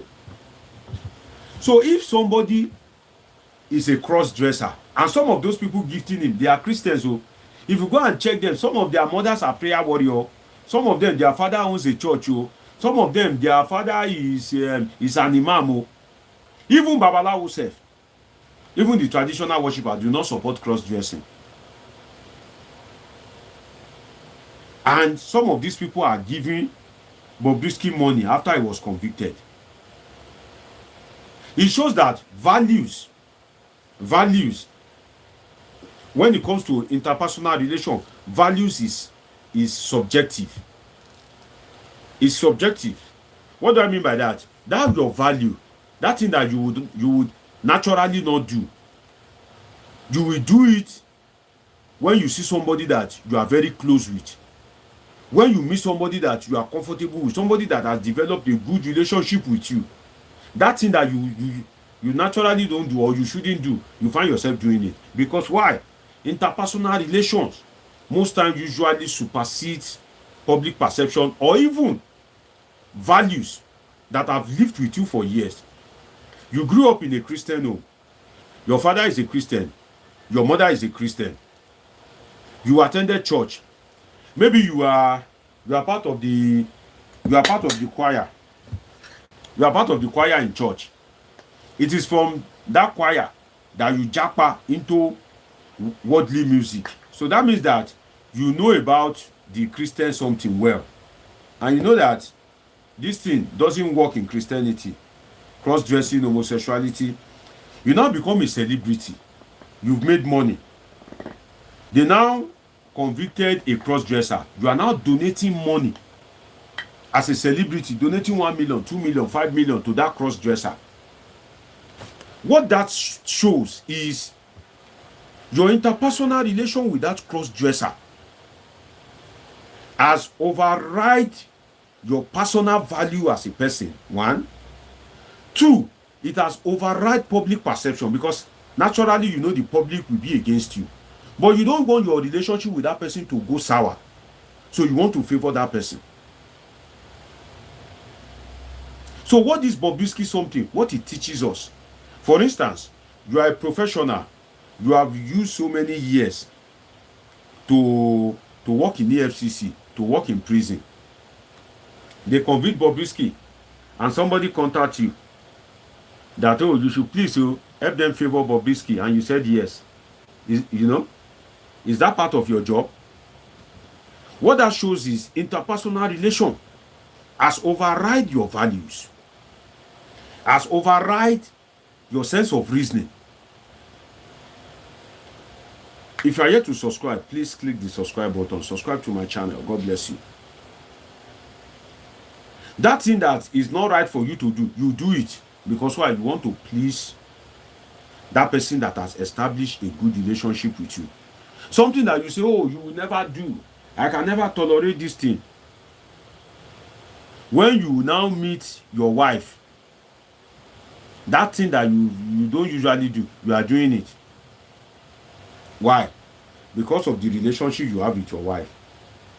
So that is one of the lessons to learn from this Bobrisky something. That when you have good, that in the good side, try and have good interpersonal relationship with people. Let your interpersonal relationship be solid, because the people that fail to use money to do borrow for people, they are watching on social media poverty every day, insecurity, unemployment. People that fail to use their millions to do empowerment. People that fail to use their money to give scholarship. People that fail to use their money to do anything meaningful. You are a celebrity, go and build one word for them in Loot. Go to Loot tomorrow. Say, Loot, I want to see the chief medical director. I have money. I'm a celebrity. I am Don Jazzy. I just thought I should give back. So I want to build ward, maternity ward for Loot. Instantly they'll give you land. In fact, they will almost be worshiping you, because why? The words are not enough. Instantly, immediately, you don't need to go and come back. Immediately, the chief medical director will stand up, will call his other officials, and they will take you to a place. Say, this place is not in use. So if you can help us build it here, we'll greatly appreciate it. Go to Unilag, go to LASU, go and meet the vice chancellor. Say, sir, God has blessed me. I'm a celebrity. I want to build lecture theater for Unilag. Instantly, the vice chancellor, a professor, will stand up on a seat and begin to look for land for you. Because why? So they need it. Government is not doing it, and such things are very rare. But the celebrities that fail to do that, and it is the people that make them rich, that is watching their movies, streaming their music, they are now using that money to give to a cross-dresser, an alleged homosexual. Are you with me? What that teaches you is what matters is not really public perception. It is interpersonal relation. That's why I assert that interpersonal relations now supersedes public perception, or even sometimes it can be so strong that it overrides your value as a person. Akitude says, are you now saying we should, that if you cannot beat them, we should join them? You know, no, that's not what I'm saying. You know, we are trying to make some assertions, right? This thing has happened.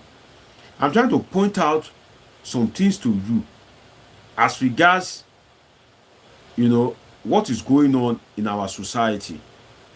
For instance, if I have such money, what I can use it to do is some of these things that I've been saying. I would rather go to loot, or lasso. For instance, when I was doing my BSc in OOU, so I have experience of Nigerian tertiary education. It's not only abroad though. I schooled in Nigeria. I did NYSC before I did my master's and PhD abroad. So I know what is going on in all these Nigerian universities. At OOU, there's something called AOLT, Adeola Odutola Lecture Theatre. There's something called, I've forgotten the name of this hall now. You know, we have a number of them, but I remember that AOLT, Adeola Odutola. Some of you that attended OOU and received your lecture in PS, permanent site, some of you will understand what I'm saying. So I used to see that if Adeola Odutola is a rich guy, the Odutola family in Ijebu-Ode, if when he was alive and he was rich, he did not use his initiative to donate that lecture theatre to OOU, where will we be using as lecture theatre? Until today, lecture theatre is not enough in OOU. I graduated there many years ago, but I know that till today it will still not be enough, because you have pre-degree, you have diploma, you have undergraduate, you have postgraduate diploma, you have masters, you have PhD, you have part-time that they call SESAP, sandwich program. You have those ones.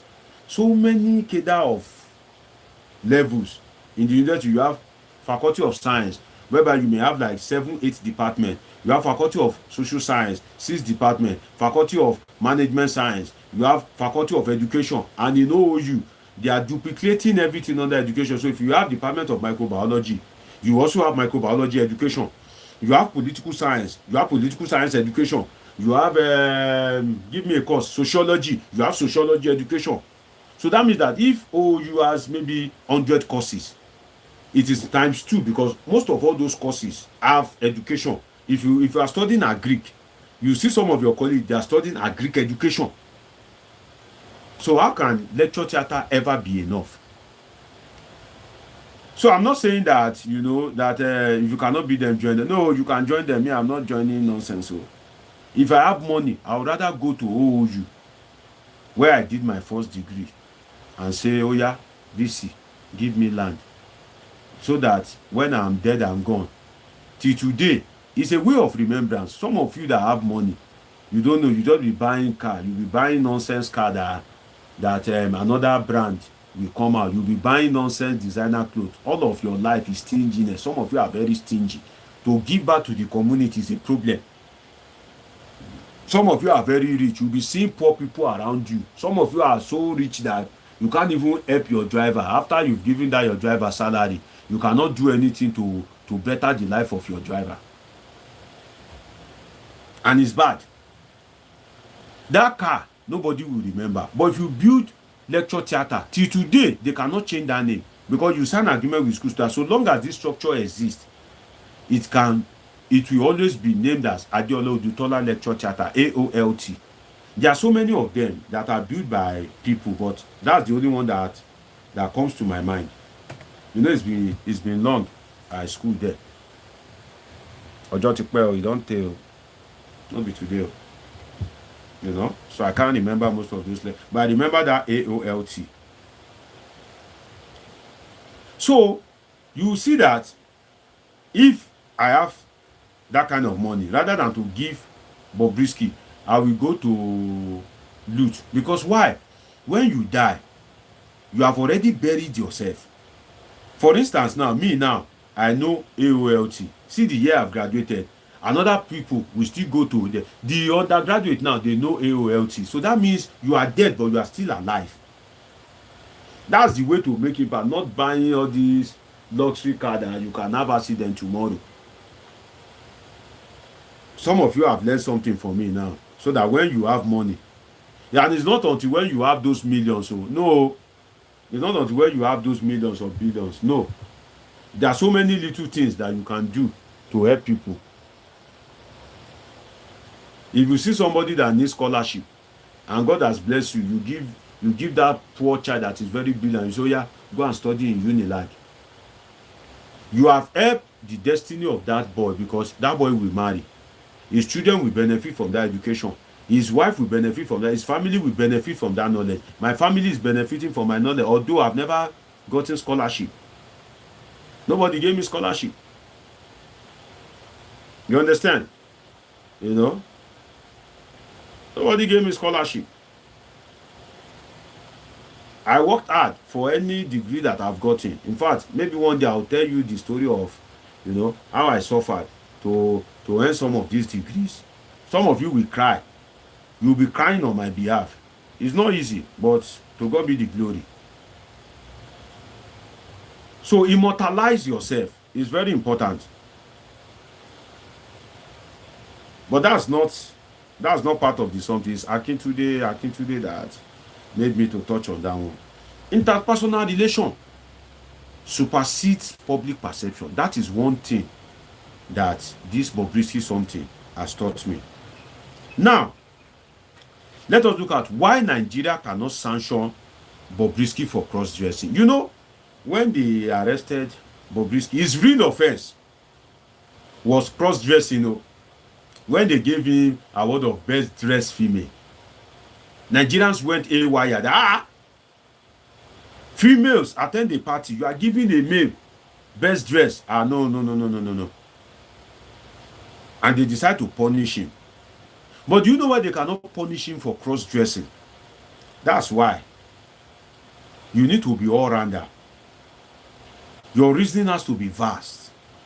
You can't afford to be sluggish in terms of reasoning. You understand? It's not about watching movie. You use all your time to watch movie. You watch movie finish. You are in a public place. You can't contribute to any meaningful discussion. God will now catch you. You now find yourself among good, and among good people. Akitude say, but I think culture and value matters. It is, if a philanthropy amass wealth in a wrong way, it is left to our conscience to support or not. We still have the Omodalabi Yobala. Amass wealth the wrong way will happen when you have a failed government. That is the duty of government. You want to amass wealth the wrong way in UK, in US, in Canada. You cannot. You know? I Pro says your head is shiny. I like it well. Hey, I Pro, of all the things where they do so, now my head you dey look. Say my head they shine. Say my head they shine. This head truly they shine. No. But thank God say your hand no fit reach me for here. Maybe some of you go don't turn my head to drum. You know? Or if I say something you don't agree with, you just say, did you bring down your head? Yeah, eat twice. My head is shine choo. See, now book food this head. See, make a divider. See this my head now, see this so. Yeah. Yeah, like this. I get book there. Yeah, this small. This small. Now for waiting, sleep, food, woman. What else? Big M says evidence of good living. You know. Somto wants to say you can amass wealth there too illegally. They do it. My brother, it's not like in Nigeria.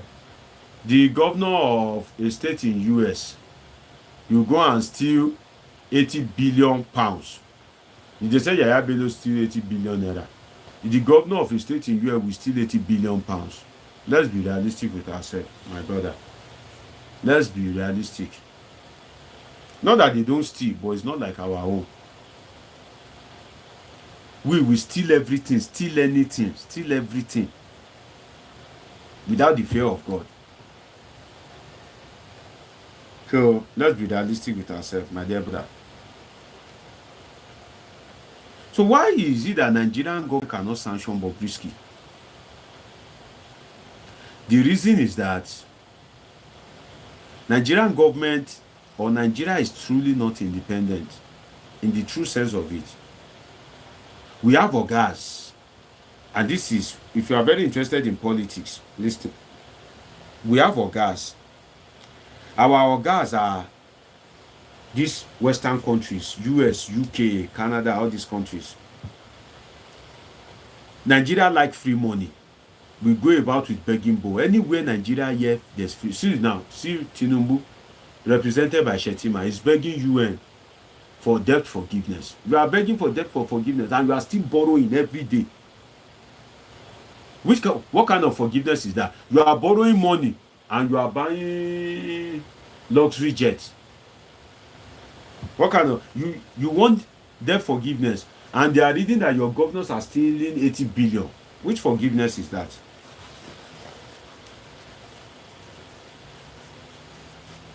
So you can see that when it comes to free money, Nigeria no dey carry last. Nigeria dey look for free money everywhere. If they hear say free money now, e dey Ukraine o. That's why I say bomb dey go on there every day. Nigeria go Ukraine, go look for that free money. If they say China is distributing free fertilizer, oya countries queue up, you go see Nigeria there. You go first queue, say we hear you are distributing free fertilizer. Please, we need it. We are here. Give us free fertilizer. Anywhere there is free money, Nigeria is always there. So our orgas, they subscribe to what Bobrisky is doing. So if you touch Bobrisky, you have gone against their values, and it will hurt you. See, it is in Nigeria that Bobrisky has no value. See, the visa that you are an engineer, you've used all your life to work, or you are a professor, the visa that you cannot get, if Bobrisky apply, they will give you one time. He will say, they are threatening me. I don't feel safe. Please, I need asylum. Let him apply to Canada tomorrow morning. And tender all this media something, VDM, police, EFCC. Instantly, they'll grant him asylum. Instantly. Because why? What he's doing is what the Oyinbo thinks is right. It is what is obtainable in their country. And the Oyinbos are telling us to do it. Obama was advocating for same-sex marriage. They were telling us to do it. But Jonathan said, God forbid, that he cannot. So Bobrisky, here is a nuisance. But there is an asset too. There is no embassy that Bobrisky will apply to all these good countries. If you want to say the best country in the world, maybe you say America, abi, or you want to say Canada, or you want to say UK, or you want to say France. You that you are a professional, see, the visa that I, as a professional, that have traveled to the best of my ability, I've traveled around different continents. I have a PhD, studied in Europe, studied in Asia, right? The visa that I can apply for, and they can look me and say, no. Bobrisky that has not done, maybe he doesn't even have 5 credits. If we apply for it, instantly they will give him. Why? He's a cross-dresser. Cross-dressing, homosexuality has become part of their culture in the Western world.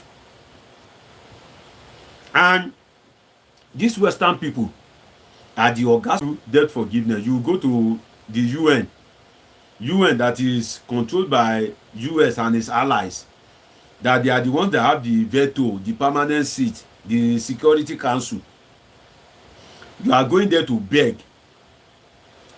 and they are telling you to embrace their own culture. You are here to embrace it. You still want to crucify somebody that is giving glory to their culture, which is Bobrisky.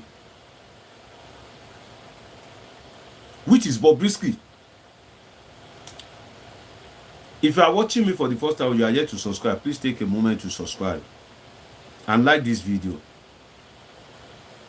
Please press the subscribe button. Subscription is free. Show love. Subscribe, please. You guys have not been subscribed. I don't know what's wrong, though. Because if you subscribe, I'll see it here. Some of you don't know that YouTube is a very integrated platform. There's a way I can see all the list of my subscribers. There was a day I was checking the list. I saw that some people that even have subscribers more than me. Some of them have subscribed to my platform. They will now palm somewhere. You never see them comment. You never see them doing anything. But they are taking notes. They are learning. The day I went through my subscribers list, I saw people, me now I have just over 2,000 subscribers. I saw people with 50,000 subscribers. I was shocked.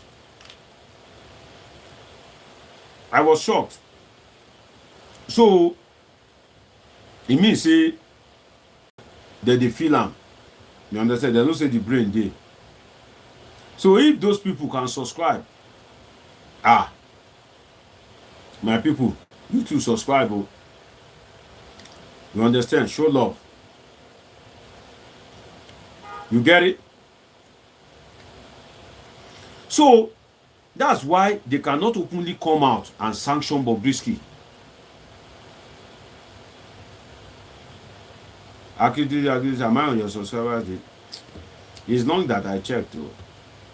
You know, if I want to check now, the list will be many. But if I want to know the people that was my subscribers, if I go to my YouTube studio, I will see everybody there. If you are my subscriber list, you know, and I'm not satisfied with you, and I want to go and block you, apart from this something, I want to delete you forever and ever, I'll just go to my subscriber list. I'll just go and check.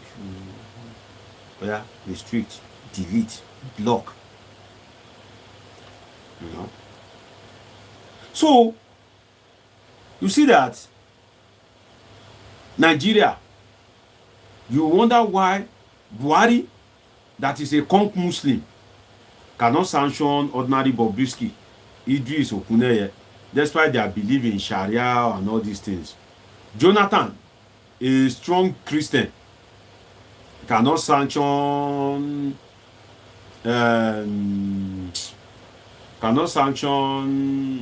Bobrisky. You now imagine that Tinubu, that one is neither here nor there. That one is everywhere. You can't say we know he's a Muslim, but he's not like maybe a conk Muslim. You understand? This one a Jaye Muslim. This one a Soji Muslim, a Lagos Muslim. There's only few genuine Muslim in Lagos. You understand? God bless you, Fabeluni Adewale, he says, I just subscribed now. God bless you, my brother. Fabeluni, I think that's the right pronunciation. Fabeluni, which is Ifabeluni. Ifabeluni means Ifa, that oracle, Beluni. That's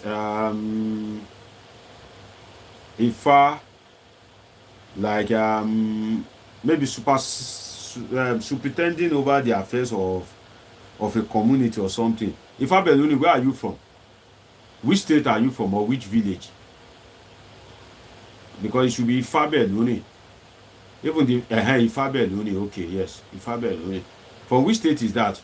God bless you, great to have you. If you are watching me, if you just subscribe, put down a comment. Let me acknowledge you. God bless you. Welcome to the Politin family. Ilesha. Okay, that's nice. You know, God bless you. Ifabel. So that's why Nigeria cannot sanction Bobrisky. Have you not imagined? So when they are now looking at this guy's own is too much, what can we do? They just want to bring out, you know, money, Naira mutilation. Who know they mutilate Naira? Let's be sincere with ourselves. It has become like a cultural practice. It's just that mutilation get degree. That way Cubana chief priests they do. It's different from some people that they just pray. If they are to charge people for Naira mutilation, every conductor will be in jail. Every conductor. As they give them. Don't you know that? Some of you don't know that. Naira mutilation. I don't have, you know, my wallet is not close to me. I could have used any currency, you know, to just show you. If you collect, let's say this is Naira. If I give you as a conductor, you do like this. Oh yeah, the next one. And you fold it. The next one. That's Naira mutilation. Some of you don't know. It is Naira mutilation. If they give you, you are supposed to fold it instantly like this and put it in your pocket. If you take your biro, you don't want to forget a figure, you now quickly use Naira as paper. That's Naira mutilation. So what am I trying to say is, in one way or the other in our life, everybody has mutilated the Naira one way or the other. If they say, oh, who has not mutilated the Naira, and God want to do that judgment, maybe 5% of Nigerians, we have all done it. Have you not squeezed Naira before? That's mutilation. So you now imagine that they will now pick somebody for Naira mutilation and they will still now convict the person when they can give you fine. There was a lady, one actress that was convicted. Sometimes they just give her fine, maybe 50,000, 100,000. They use that Naira mutilation to deal with Bobrisky. Why? Nigerian government, yes, you heard me, Nigerian government is a coward. You cannot come out and deal with him for his true offense. His true offense is cross-dressing, all this promotion of homosexuality, whereby he's a man, he'll be dressing like a woman, be rubbing pancake, be saying that, oh, now he has breasts, now, you know, he is slim shape, you understand? Be wearing all these expensive clothes that even women themselves have not been able to wear. But Nigerian government is a coward. If you are not a coward, the religion of your country, if you are watching me, please subscribe. Click the subscribe button. God bless you. The religion of your country did not support homosexuality. Your culture, your values do not support homosexuality. But there is somebody parading the street every day, calling himself Mommy of Lagos. God bless you, Big M. Emmanuel Black Shewa, I see you. He's saying, greetings, Dr. Deji. I have dearly missed your videos. Now you are here, you know, and you are politicking with me live. God bless you, Emmanuel Black Shewa, I see you. Some of you, you know, you are supposed to be sharing my video on your WhatsApp group so that other people can come and learn and enjoy. You want to be enjoying me alone?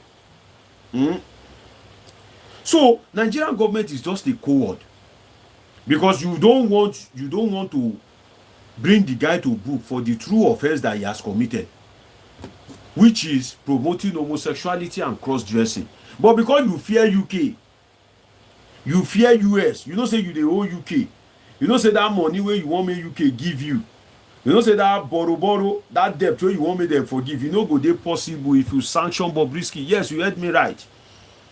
Bobrisky is very powerful. Let's be sincere with ourselves. See, as I am, in terms of in Nigeria, maybe I may not have a godfather out, but in the international circle, I have a PhD, right? I'm a scholar. I'm an intellectual. I train minds. I lecture. I'm a researcher. I'm a political consultant. And I'm an analyst for different media stations. I'm a man of many parts. But Bobrisky is more important to me. Is more important to US than me. Bobrisky is more important to UK than me. I'm telling you fact. You know, I'm using myself as an example now. Bobrisky that does not have 5 credits is more important to me. Is more important to US than me that have a PhD. You know, this is the truth platform. And now I'm not using you now, so you won't think I'm insulting you. If I use you, some of you will come for me and say, what do you mean, doctor? Well, you know, I use no. So let me use myself. At least the highest certificate you can have is a PhD. You only senior me if you are a professor, right? If you have entered the professorial case. I'm talking of real professor, so I'm not talking of Patami. Patami is a useless professor. He's not even a professor. He's a fake professor. Go and play my video for him. Say one Dr. Mosholaji say, Patami, you are a fake professor. I know what it takes to be a professor. Patami is not a professor. Patami is not different from people that go to Benin Republic to go and buy fake degree. Patami is not different from people that will do honorary doctorate in a parlor.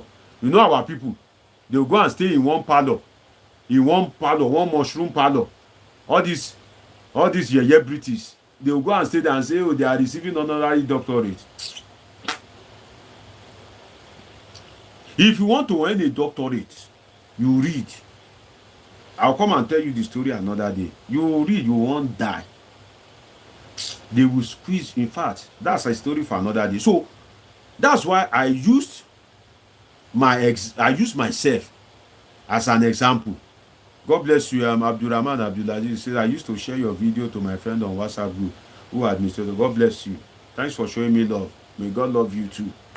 You understand? I have no power of my own. I didn't mean I have power of my own. I would have put all the money you need to spend in your life, put it in your account, on the condition that you won't snatch another man's wife. On the condition that you won't oppress people else, I will take the money back. But I don't even have the power anyway.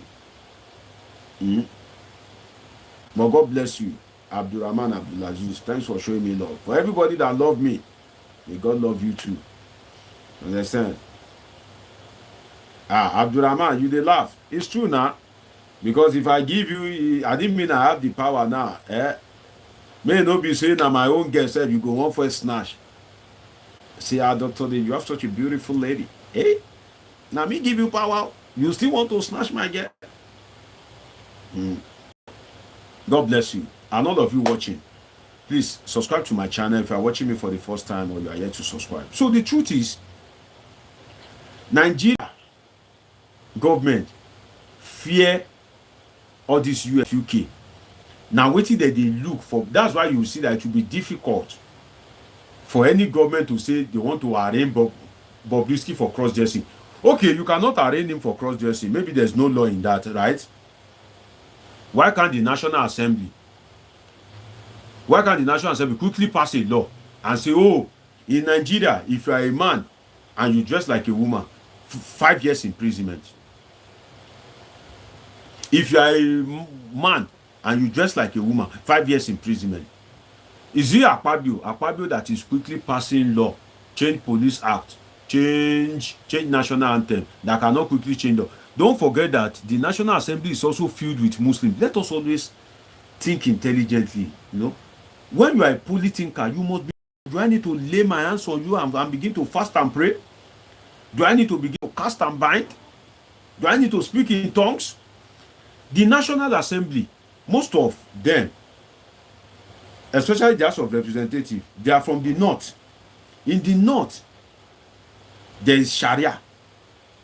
Look at how many representatives from Kano, Kaduna, Katsina, Zamfara, Yobe, Borno.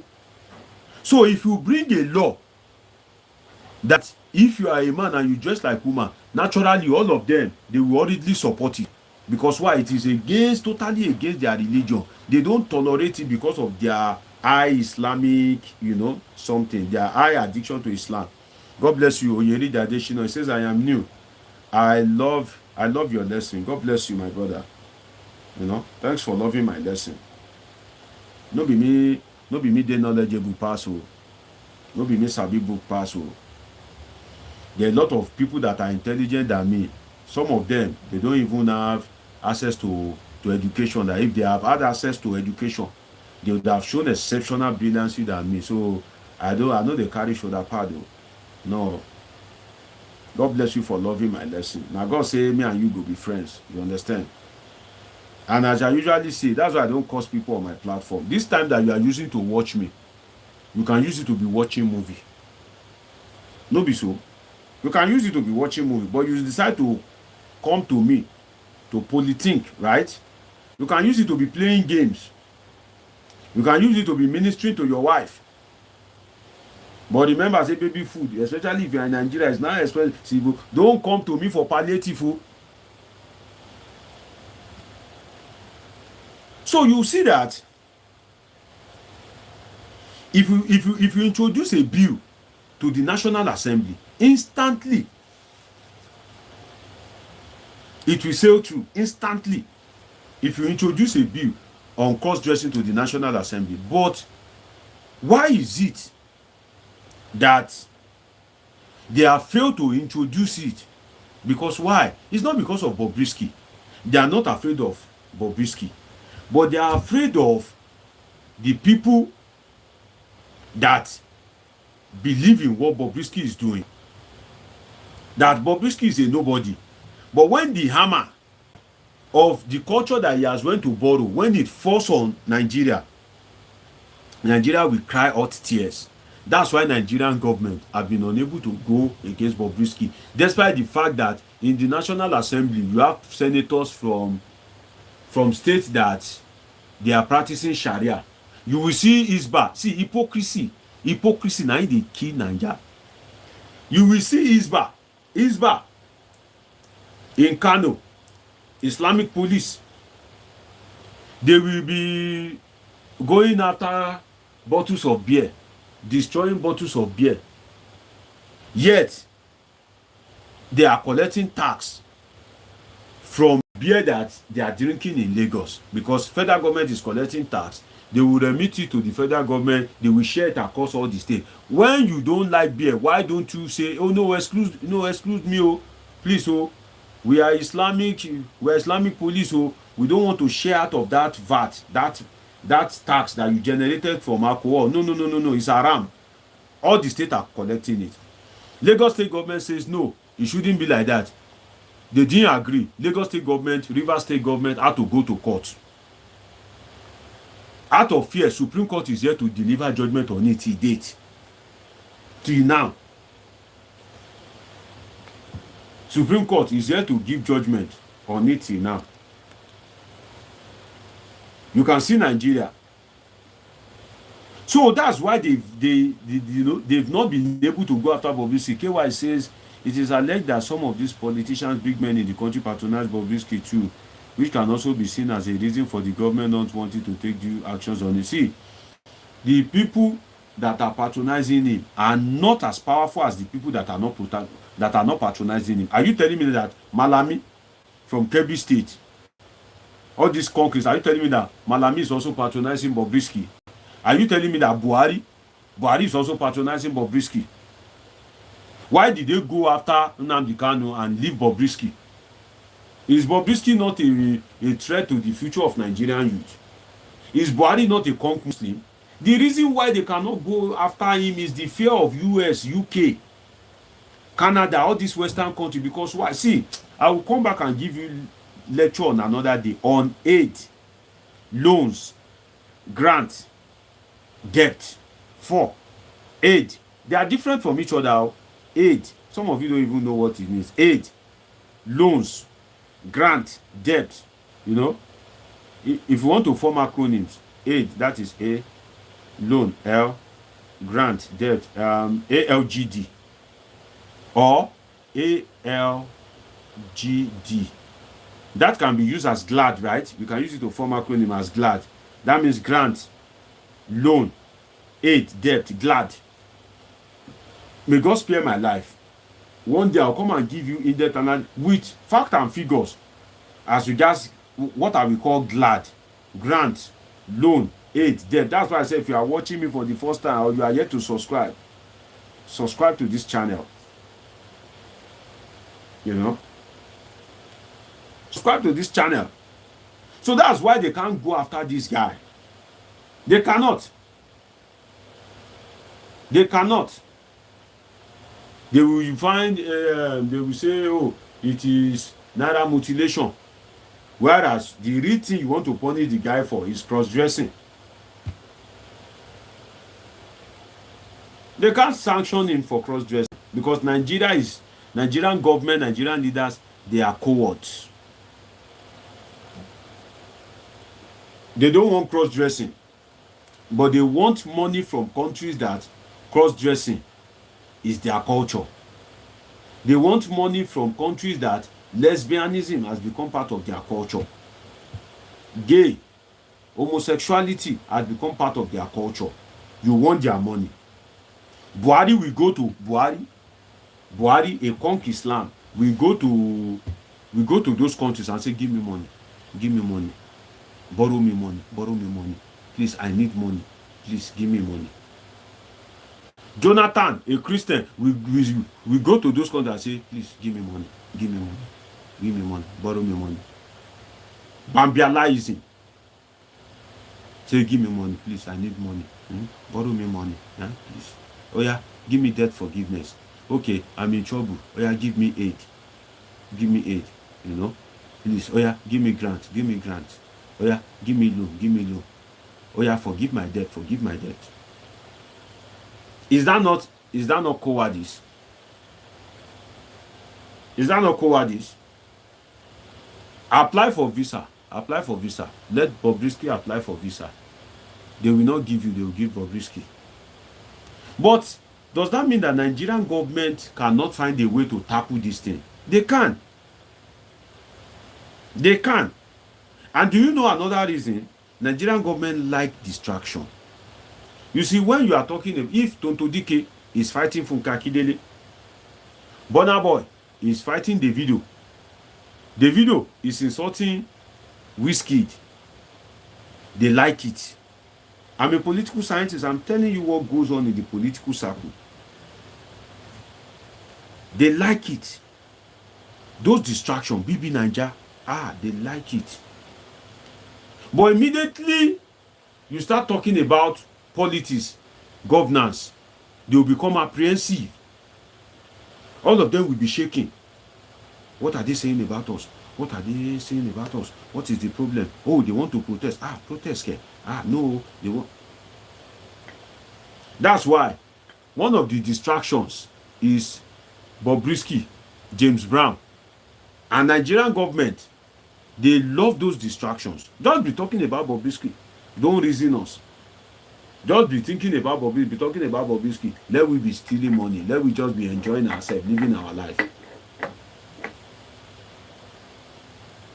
Be talking about BB Naija. That's why you see that nobody, have you ever wondered, police will not harass you because you are a cross-dresser. Police will not talk anything when Funke Akindele and Tonto Dike, you know, I'm trying to remember this actress that have problem with each other.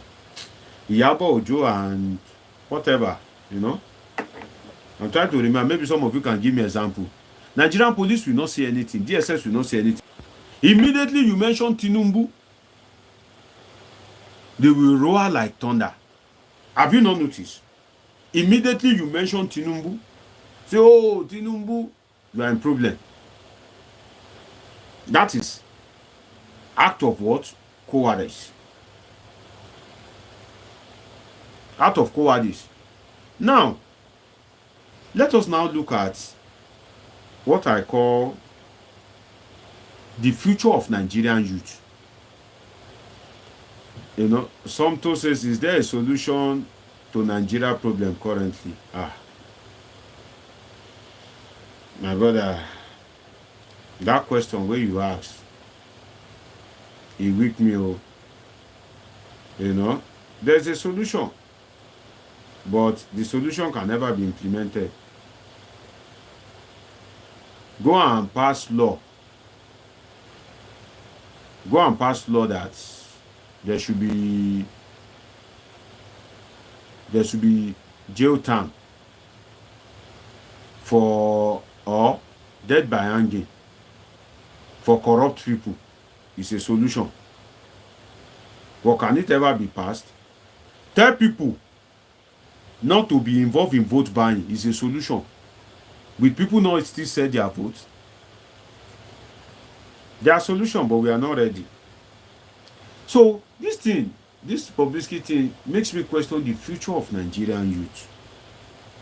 What am I trying to say? If you look at Nigeria, you see that the role model that the youth have, for instance, I've been saying intelligent things, right? As an educated person, I have less than 100 viewers right now. If DJ Shikin, you know that one that used to constitute news all over the place, DJ Shikin, that will be saying Asapu. If he goes live now, he can have 5,000 viewers, 5,000 people watching him. And all throughout the life, he will just be saying Asapu, Areka. You know, I see some of these things on social media. You say Areka or Yekumeji, you know. They'll just be abusing.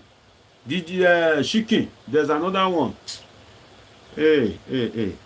Salo. Or if Pella, that one that was hanging out with Olamide recently. If they go live now, you will see people with troop there. The future of Nigerian youth.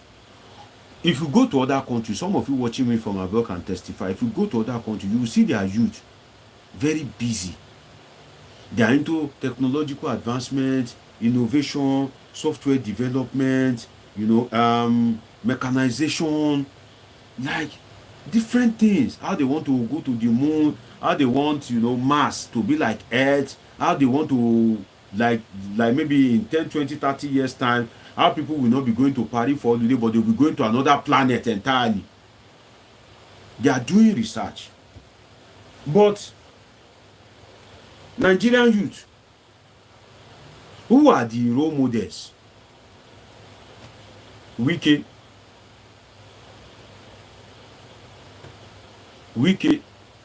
that will fight for power. He will enjoy his time. A governor will reach there. He will not want to enjoy his own time. Who are their role model? Bobrisky. Who are their role model? Cubana chief priest. Money na water. If you sit down and think critically, you will cry about the future of Nigeria, that, okay, in the next 40, 50 years, what will Nigeria really look like? With our kind of election that before you become a governor, you must have billions. Where will you see billions? You that you are watching me, you have great ideas, you have lofty ideas, you are a professional. Where will you see billion to make yourself governor?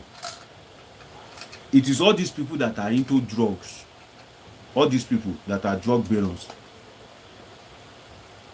They are the one that will eventually be sponsoring people to become governor, or they themselves will become governor and rule over the country. They are the ones that will become governor.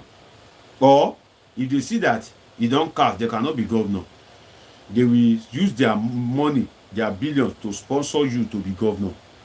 So you that you have ideas, you that you are sellable, you'll be under them. That's where Nigeria is going. Where is the innovation?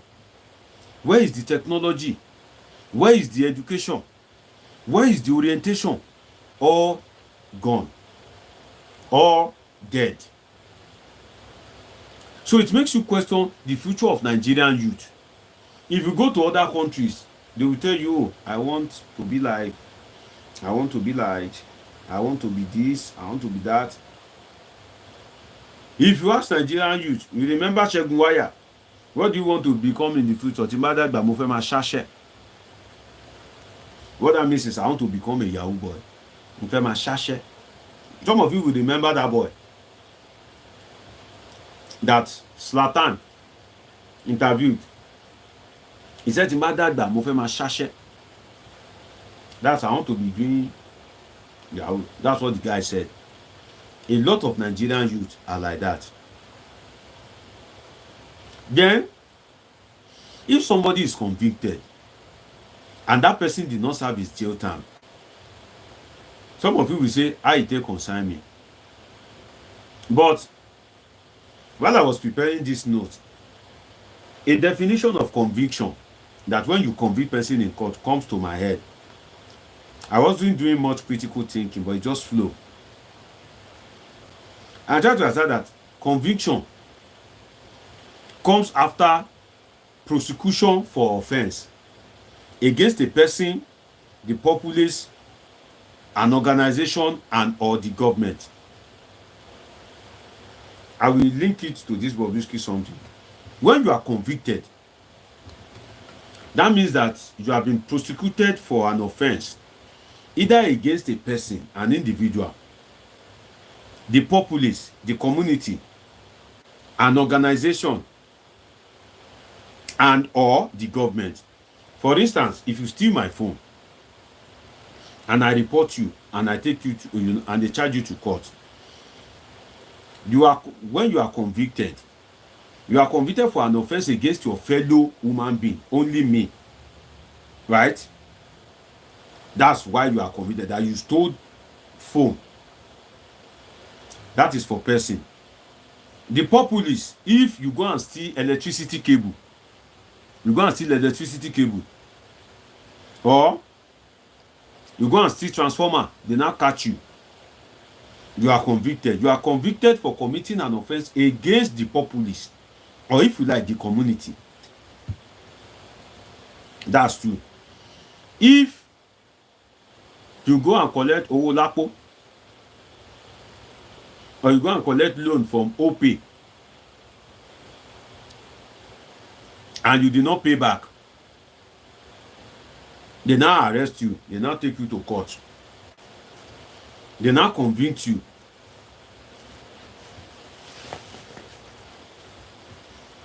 You are convicted for committing an infraction against an organization. If the last one, government, I'm just giving you example because some of you need those examples. You may not understand me. And I try to carry everybody along. If you are convicted, let's say for terrorism, you want to bomb now, right? Or you want to plan a coup. Government now picks you. You are convicted. You are convicted for an offense against the government, or if you like, the state or the country.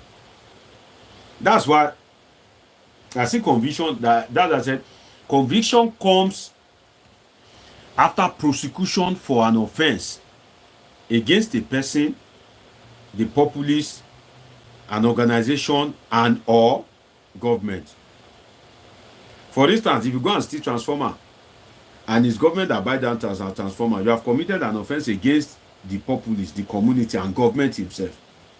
That transformer is serving the people. You've denied them. Government uses money to buy transformer. You go and steal it. So that's why I said and or government. That's my assertion of conviction. So what am I trying to say? For you to be convicted, it is assumed that you have committed an offense. You have been defended by a lawyer and you have been found guilty. That means an establishment of guilt. Guilt has been established. So if you are now sentenced to court after an establishment of guilt has been made, then you didn't serve that jail term, and you are being kept in an hotel or maybe in an apartment. What that questions is there justice at all to whether the human being, for instance, if you steal my phone now, and I went through the pain of taking you to court, and they convict you, and you didn't serve the jail term, is there justice for me? Won't it lead to anarchy? Next time I won't take you to court. I won't take you to court. I will treat you the way my mind says treat this person. Even if he says, oh yeah, put tire on his neck. So you can imagine if somebody is convicted and the person did not serve jail term, then you ask yourself that who is this Godfather? This Godfather, who is this Godfather? That somebody will become. See, it's not impossible. For instance, let me read something from ffici. Some of you will know ffici, the journalist that decide to go to Kirikiri, that Ikoyi prison, right? I think, is it Kirikiri? That prison in Ikoyi, to say that he wants to do investigative journalism, so he disguised as an inmate. I think he did as if he committed a crime, and I can't remember the story well. Maybe he didn't cooperate. He shall make sure that they shall sentence him. He shall went to jail. You know, it's very easy to go to jail. You understand? If you want to go to jail, when you see a police officer, just walk up to him, just tear him a dirty slap, tear his uniform. You go to jail. Then make sure that nobody comes for you. They don't come and use money, all this big money, 500,000, 300,000, say be kneeling down to beg the police officer, sorry, we will sew the clothes, we know it is government property, but forgive us, and the chief in your village will be calling, the Oba is calling, the politician is calling. No, don't do that. Once you do it, don't even tell your people. Just see any policeman in Nigeria, just tear him a dirty slap, tear his uniform. You find yourself in jail. It's very easy. Straightforward. Jude says, please, sir, is it possible that Nigerian will still go to an old days that things were cheap on that? Never. That's my answer, Jude. If you are watching me and you are yet to subscribe, please subscribe, okay? Nigeria can never go back to the old days where things were cheap. The reason why I said so is, since I've been born, things have always been expensive. You know, they come down. It has always been going up. I've never seen anything come down. For instance, this fuel now, 8 something, right? What the amount did they say in Nigeria? 8, is it 860 something? It can never come down. God bless you, Jude. He says that I already subscribed. You know, if you are watching me and you are yet to subscribe, please subscribe to my channel. 980 Abi, it can never come down. In fact, be ready that in year 2030, maybe you buying this fuel that is 90, maybe you'll be buying it for 2,000 naira per liter. Dollar that is 1.6, maybe in year 2030, maybe it will be 3,000 per dollar. Anything in Nigeria, I've never seen anything that goes up and come down. Anything. Since I've been born, Nigeria has always been worse. It has never been better. So if you are thinking maybe, you know, that we go back to old days, oh no, Nigeria can never be like that. Because why? There's a leadership problem. So I want to read something from you from this Fisayo Shoyombo that went to prison to do undercover investigative journalism. I'm talking about when you will convict someone, and I've established why people are convicted, how they are convicted, and who justice is meant to be for during conviction. Now I have something from this Fisayo Shoyombo. that I said many of you are strangers in your own country. You don't know that people can. Let me read it from the beginning. You know, it is in writing. Yes, I could have just, if it's video, I would have shown you. But as it is, I have to read it, because if I do like this, it will be difficult for everybody to see it. So it's better I read it. He posted, he said, I am shocked by the sheer number of people who have contacted me to ascertain the veracity of VeryDarkMan's Bobrisky's release. Could Bobrisky really have lived outside the prison while serving, or is it his sentence? Could he really have paid the EFCC to have the money laundering charge struck out? You know, many of you are strangers in your own country. You mean you didn't know all this before now? You didn't know people with EFCC cases sometimes pay their way out of trouble? You didn't know inmates sometimes stayed in hotel or tastefully furnished apartment while serving out their prison sentences? He's asking, you don't know that magistrates sometimes pronounce that accused persons should be remanded in custody only for court officials to help them perfect their bail conditions within a few hours, such that they end up sleeping in their homes same day rather than in prison. You don't know that while serving a prison sentence, you can drink, smoke weed, have sex, party, and have the time of your life. You are not aware you can go to prison and subsequently obliterate your prison records as though you were never convicted. You don't know that some of those comments you read on Twitter and Facebook are made from inside prison cells. You don't know that if you possess one or all of money, power, and influence, I'm reading it, you don't know that if you are watching me, please subscribe to my channel. God bless you.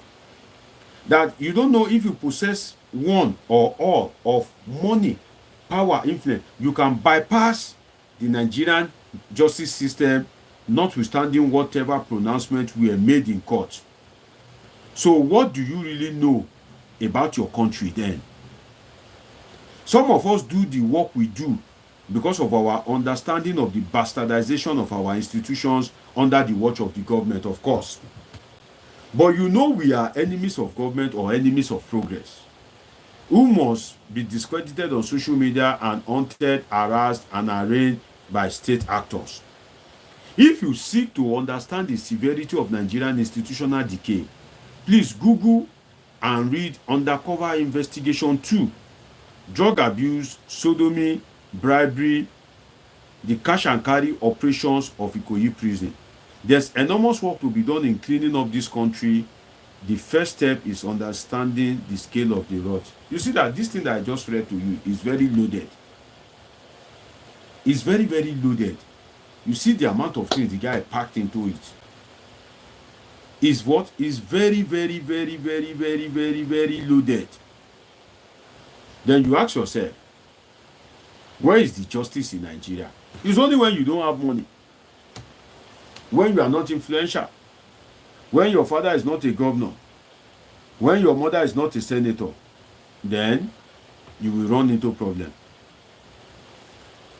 All these senators, have you not imagined that all these governors, why are they not in prison? Over 50 governors, or should I say former governors, are having case with EFCC. How many have you seen successful? The two that were convicted under Buhari, it is the same Buhari that pardoned them. The same Buhari that gave them pardon. You know, that's Nigeria for you. Nigeria make you look stupid. Quote me anywhere. Let me give you this before I wrap up and go. Nigeria makes you look stupid when you are a responsible citizen. Nigeria makes you look like a fool when you are a good citizen. You that you are dressing normal, you are dressing well. How many people have donated money for you? A cross-dresser ran into trouble, they are all donating millions. You that you are not a militant. Nigerian government is not giving you any money. They have failed to come and use money to beg you. But when militants created problem in the Niger Delta, they went to go and beg them to give them money. You that you are not a bandit. You are not a bandit. Nigerian government have refused to settle you, have refused to bribe you. But bandits, they went to go and negotiate with them in the bush. Some are giving money. People that kidnap school students, some of them, government will go and be begging them, please release these children. So in other words, Nigeria make you look stupid when you are a responsible citizen. Now responsible citizens, they suffer for Nigeria. You that you have been dressing normal, you've been a good Christian, you've been a good, is it Afa or what will I call it? You've been practicing your Islam, you've been paying your tax. Nigeria will make you look stupid. Because bandits are enjoying more than you. Militants are enjoying more than you. Bobrisky is richer than you. With all the degrees, all the something. Is that a country? Let's be sincere with ourselves. That's why I asked earlier, what is the future of Nigerian youth? What's the future of Nigerian youth? Political talks in Lagos are enjoying than graduate, don't you know? When Tinubu became governor and all these Saka Saula, all these Tajuddin Agbede, then all these MC Oluomo, Koko Zaria, Mustafa Zego, these guys are stinkingly rich. Tony Kabaka in Edo State is richer than a professor in University of Benin. He's richer than a geologist, a graduate of geologist. He's richer than an engineer. In a society whereby you have to be on the side of wrong for you to enjoy, what that society is telling you is, if you are a responsible citizen, you are stupid. Imagine now, Nigerian government can come and start harassing me. But if I don't want them to harass me, I'll just go and be a bandit. Look for how to kidnap school children. Then before you know it, they'll come and be begging me. Nigeria always negotiates from this angle of weakness. Nigeria don't negotiate from the angle of strength. It's when militant, when they stop oil production and there's no money to spend again, that's when Nigerian government will act, will start begging. In fact, they would have released Nnamdi Kanu if that oil that is in the Niger Delta is in Igbo land. They would have pampered Nnamdi Kanu. They would have released him. The way they are doing to militants. Terrorists, some of them, they will pardon them. They will sew clothes for them. They will call them repentant Boko Haram. Can a Boko Haramist ever repent? Boko Haram is an ideology. Ideology don't die. Ideology don't just fade up like that. They say what? They are repentant. So Nigeria has a way of making you look stupid for being a responsible citizen. That's what I've noticed. You are only responsible out of personal conviction. But if you want to look at it, for instance, you that you are doing 9 to 5, you cannot live good life. But ordinary Adbiru that is working it with MC, they are buying cars, they are following the most beautiful girls, you know, they are drinking wine morning, evening, night. The reason why you are who you are is because of your personal value, maybe your home training. Maybe you believe there's judgment day and one day judgment will come. Maybe your mother and father has trained you well. Maybe all those preaching you used to hear in church when you were young has lived with you. But Nigeria has not given any encouragement for you to be a responsible citizen. Don't take my word for it. Just look around you. The people that are thriving, politicians that don't have certificates, people that know senator that have thought like they will give them job. You that you are a graduate with first class, you can't get a job. People that are criminals. A political talk will come out and kill and steal and destroy. We snatch ballot box, nothing will happen. You'll be going on your own because you are not a political talk, because you don't know politician, because your father is not rich, because you are not babalaye. Police will carry you and say you are wandering. They will arrest you for wandering. Because you are a tech guy, you get laptop, they will arrest you and call you Yahoo. They will see Yahoo, they will collect money, release them. You that you are a tech guy, you don't have money to use to pay us, they will lock you up as Yahoo.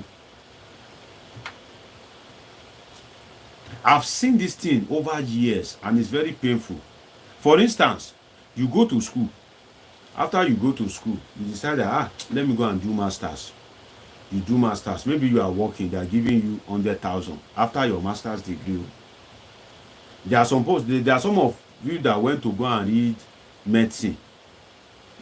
There are some people that went to go and read nursing, midwifery, that they spend 5 years. Pharmacy. There are some pharmacies that they are practicing their pharmacists in a pharmacy. All these local one shop or mini shop pharmacy. That's where they are practicing the pharmacy they study in school.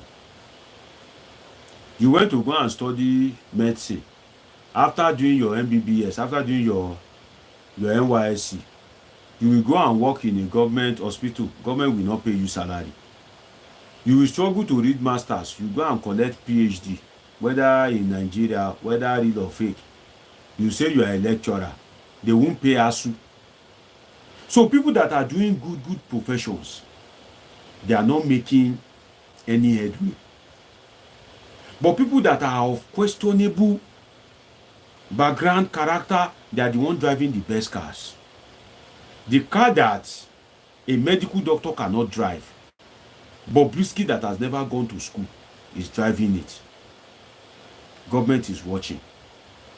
The house that you cannot live, MC Oluomo, Admiral, Tog, that's what he has been doing before he became chairman of Lagos State something. The house that you can never build till you die, because why? There's no means for you to ever build it. He's living inside it. He's living inside it. Nigeria has a way of making you look stupid if you are a responsible citizen. And it is sad. It is sad. You, a responsible citizen, you want to vote. The citizens that are not responsible will tell you this is how you must vote. If not, don't come out and vote or go back to your house. That's why when you are a sane person in Nigeria, it's like your sanity itself is a signal that you are mad. That's what I noticed about Nigeria. But when you are insane, then you will enjoy, you will live a normal life. So insanity is normalcy in Nigeria. But Bobrisky now, you see him as somebody that is mad, right? But the money that he has, you don't have it. The car that he drives, you don't drive it. The connection that he has, he's shouting Godfather, Godfather. A cross-dresser shouting Godfather, Godfather. You have certificate. You have this, you have that. You don't have. In fact, the only Godfather that you can call, that he can answer you, maybe it's Jesus Christ. And Jesus is a very busy man. They arrest him. Money laundering. They said, okay, 15 million. He drops it. Some of you watching me, if they arrest you now and they say, oh yeah, the money is 100,000, you don't even have it. Dude, yeah, I know. Oluomo is no longer the chairman. It is Tafazego. Mustafa Zego, I know. He's no longer the chairman. You know. Please, my first time viewers or my returning viewer, if you are yet to subscribe, please take a moment to subscribe. Subscribe to my channel. Like this video. God bless you. So Nigeria has a way of making you look stupid when you are a responsible citizen, and it is sad because the people thriving are the irresponsible ones. And that's why I asked that, what is the future of Nigerian youth? You know, I asked earlier. Because the people that are succeeding are what the youth will want to become. If the youth are seeing that, Dr. Mosholadeji owns a PhD, but he's not living in, you know, a very big house, you know. He doesn't have luxury hotel. He doesn't have, you know, Escalade. He's not riding Benz Jeep. Naturally, the youth will not want to be like Dr. Mosholadeji. They will say, what? Who PhD help? But the MC Oluomo that they are saying that this one is Admiral. Destroy, fight, now in the ride fast car, now in the drink wine, now in people they hate, now in they follow the best girls. They too, they want to be an Admiral. It's natural for this youth. It's natural. They see that Bobrisky is the rich guy, is the one living large. They will naturally want to become Bobrisky.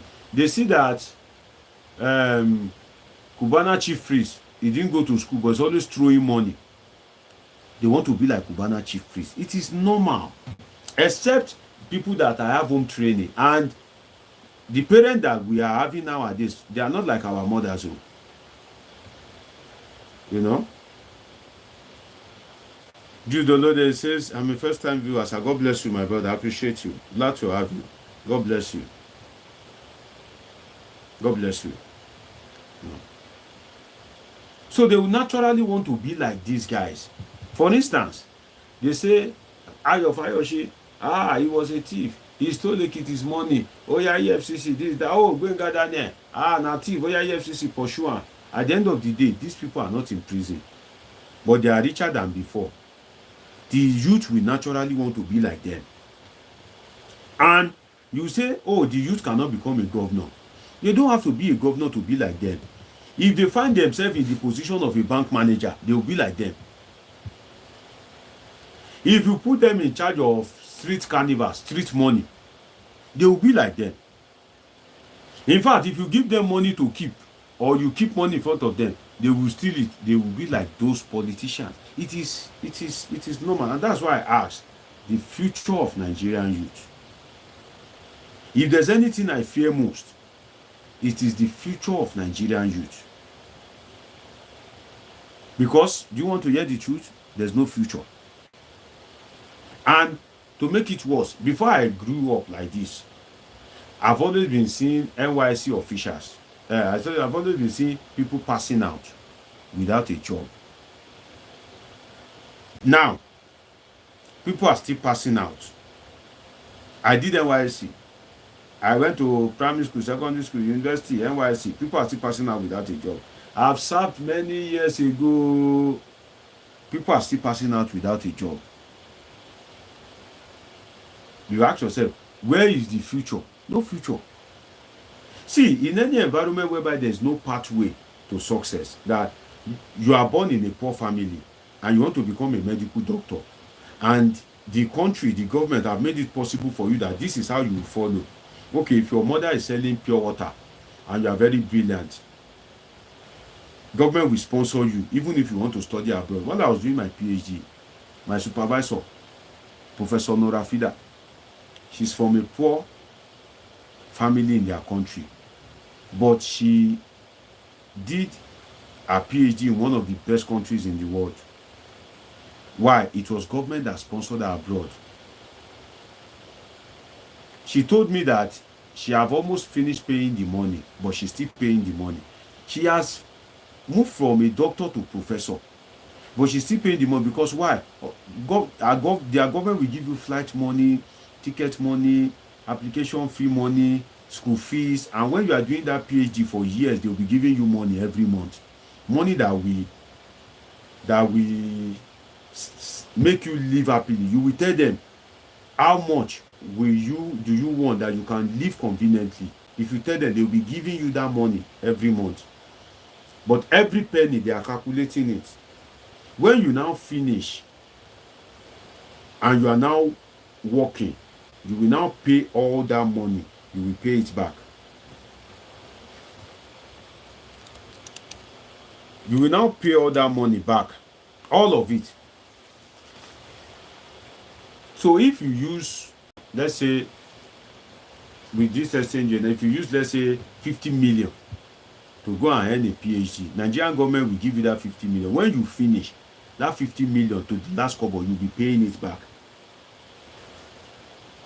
What that means is that you are the son of a poor man, but there's a pathway for you to grow, for you to succeed, for you to be successful. But in Nigeria, there's no pathway. And that's why I ask, what is the future of Nigerian youth? Most youth will be forced to become cross-dressers because that is their role model.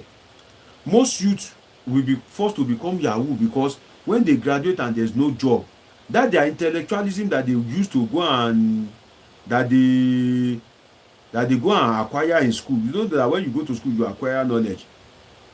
You think that knowledge will just wait. They will go and invest it into crime. They will go and invest it into Yahoo. And if Yahoo is not paying, they will add plus to it, be doing ritual. They will go and become fake pastors. That's why I said the future of Nigerian youth is a problem. Noel, I see you. God bless you, my brother. Noel. God bless you. Great to have you. If you are watching me for the first time, please do well to subscribe to this channel. This is Politing with Dr. Omosholadeji. Dr. Omosholadeji is a political scientist with a PhD in political science. And what we are doing right now is we are politinking. What is politinking? Politinking is about dissecting the issues and analyzing politics and happenings in the polity. So if you are watching me for the first time, God has destined that you and I will be friends. So subscribe to my channel and like this video. And I'm just saying, please, I have a question. After secondary school, between learning work and continue going to school, which one is advisable? Let me answer you. Good question. Very good question, Jude. Let me answer you. Learning work has its own benefit. Going to school has its own benefit. But education is not so that you can be able to work. Education is to give you a skill and knowledge so that whatever you are good in, you can do it in a better way. Education gives you the knowledge. For instance, if you are good in tailoring, you know how to sew clothes. The school that you've went to will enable you to be able to do it better, to be able to use technology, Instagram, Facebook, to be able to market yourself, to be able to do your own in a unique way. For instance, there are so many tailors, but you won't compare them to Sophisticates in Ikeja. You won't compare them to Sheyi Vodi. You understand? So, but in Nigeria of today, what I can advise is the world is becoming advanced. So there's a role education plays. Education enables you to be able to update yourself fast. God bless you for this question, Jude. And I will attend to it because it's a good question. Education enables you to be able to update yourself fast. For instance,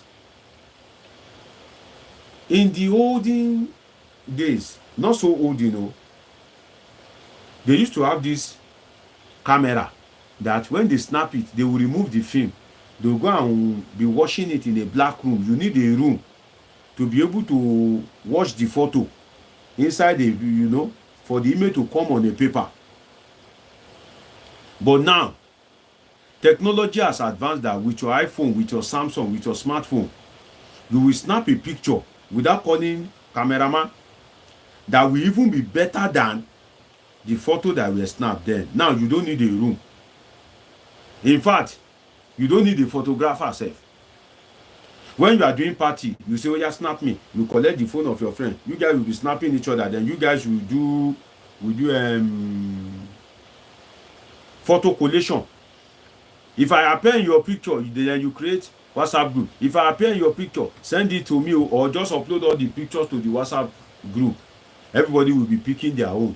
Will be picking their own.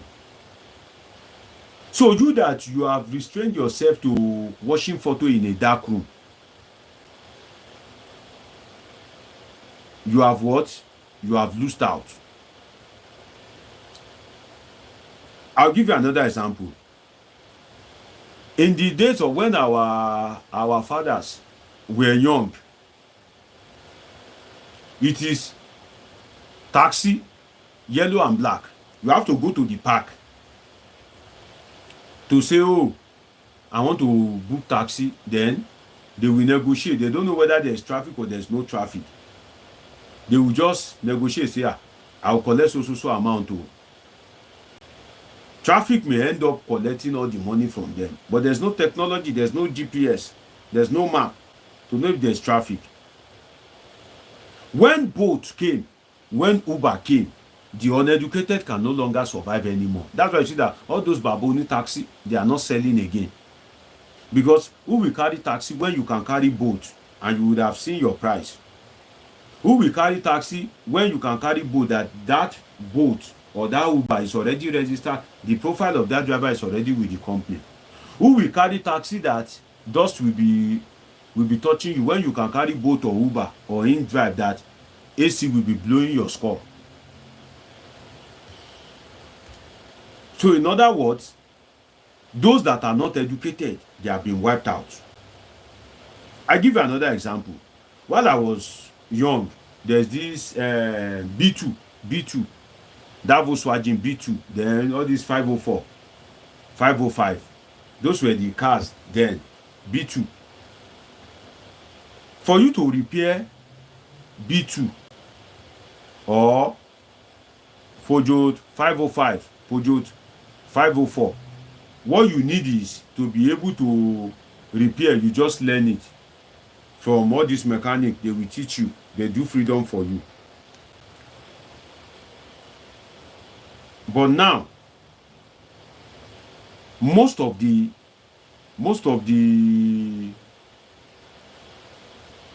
cars now, they are using diagnostic tool that is like a computer. You put it under your steering. There's a place under. The mouth is like, you know when we used to use SCAT, 21 SCAT, before HDMI, red and yellow, the one that was available was SCAT. Those 20, some of you that are a bit, old, we know. If you are not Gen Z, SCAT. That's how you used to watch video. Then SCAT, that 21 mouth, you put it. Then your TV too will have that SCAT mouth. They call this car, you put it. The diagnostic tool, the mouth is like that SCAT something. You put it in your car. You read the car. What is wrong with my car? You go to it to show you OBD. Okay, brake pad, tire. Those people that are not educated, that only know how to use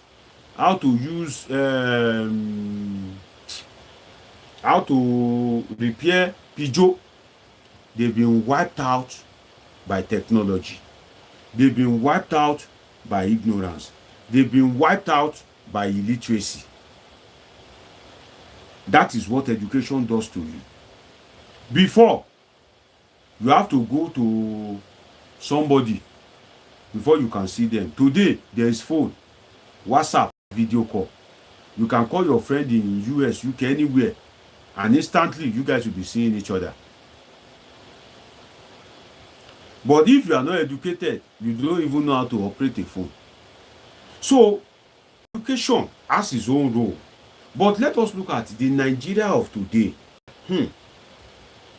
I've seen an AC repairer that when you want to maybe fix your compressor fuel gas, it will scam you, inflate the price, give or take. And people are patronizing me. There's no way in a day it won't go home with 50,000. That bad as it bad. Because if you want to fill your gas, it will lie, it will inflate the price. If you want to go and help you buy compressor, you are finished. The inflation will be very high. And people are coming to fill gas. So bad as it bad, at least you go see 50K a day. That is like 1.5 in a month for somebody that didn't go to school. People that went to school, they will say, yeah, bring your BSc, bring your NYSC, bring your professional course, your salary, 100,000 naira. It is from that 100,000 that you will enter transport. To do that 100,000 naira job, you need shirt, tie, trouser, shoe. It is from that money. So if you look at it, you ask yourself, does education pay? So what I can say is, for what I've said earlier, get educated, but learn handwork as well.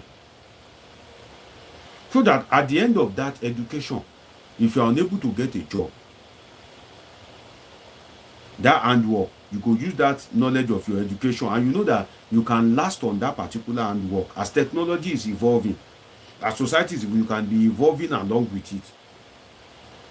So what I can say is, make sure you have a tertiary education experience, even if it is ordinary OND, or if you like, you can add HND. You are not illiterate. At least you have tertiary education experience.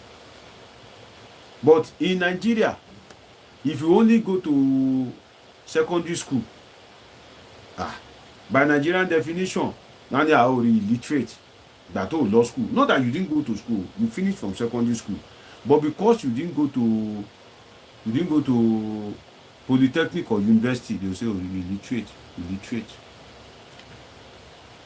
So don't be an illiterate in the definition of Nigerian context. Don't be an illiterate, and also learn a trade. So that bad as it, and if you now, for instance, if you learn a trade, and by the time you finish your school, God do one, you're able to connect yourself to get a job. Oh joy. You can use that trade as your second address, your substitute occupation.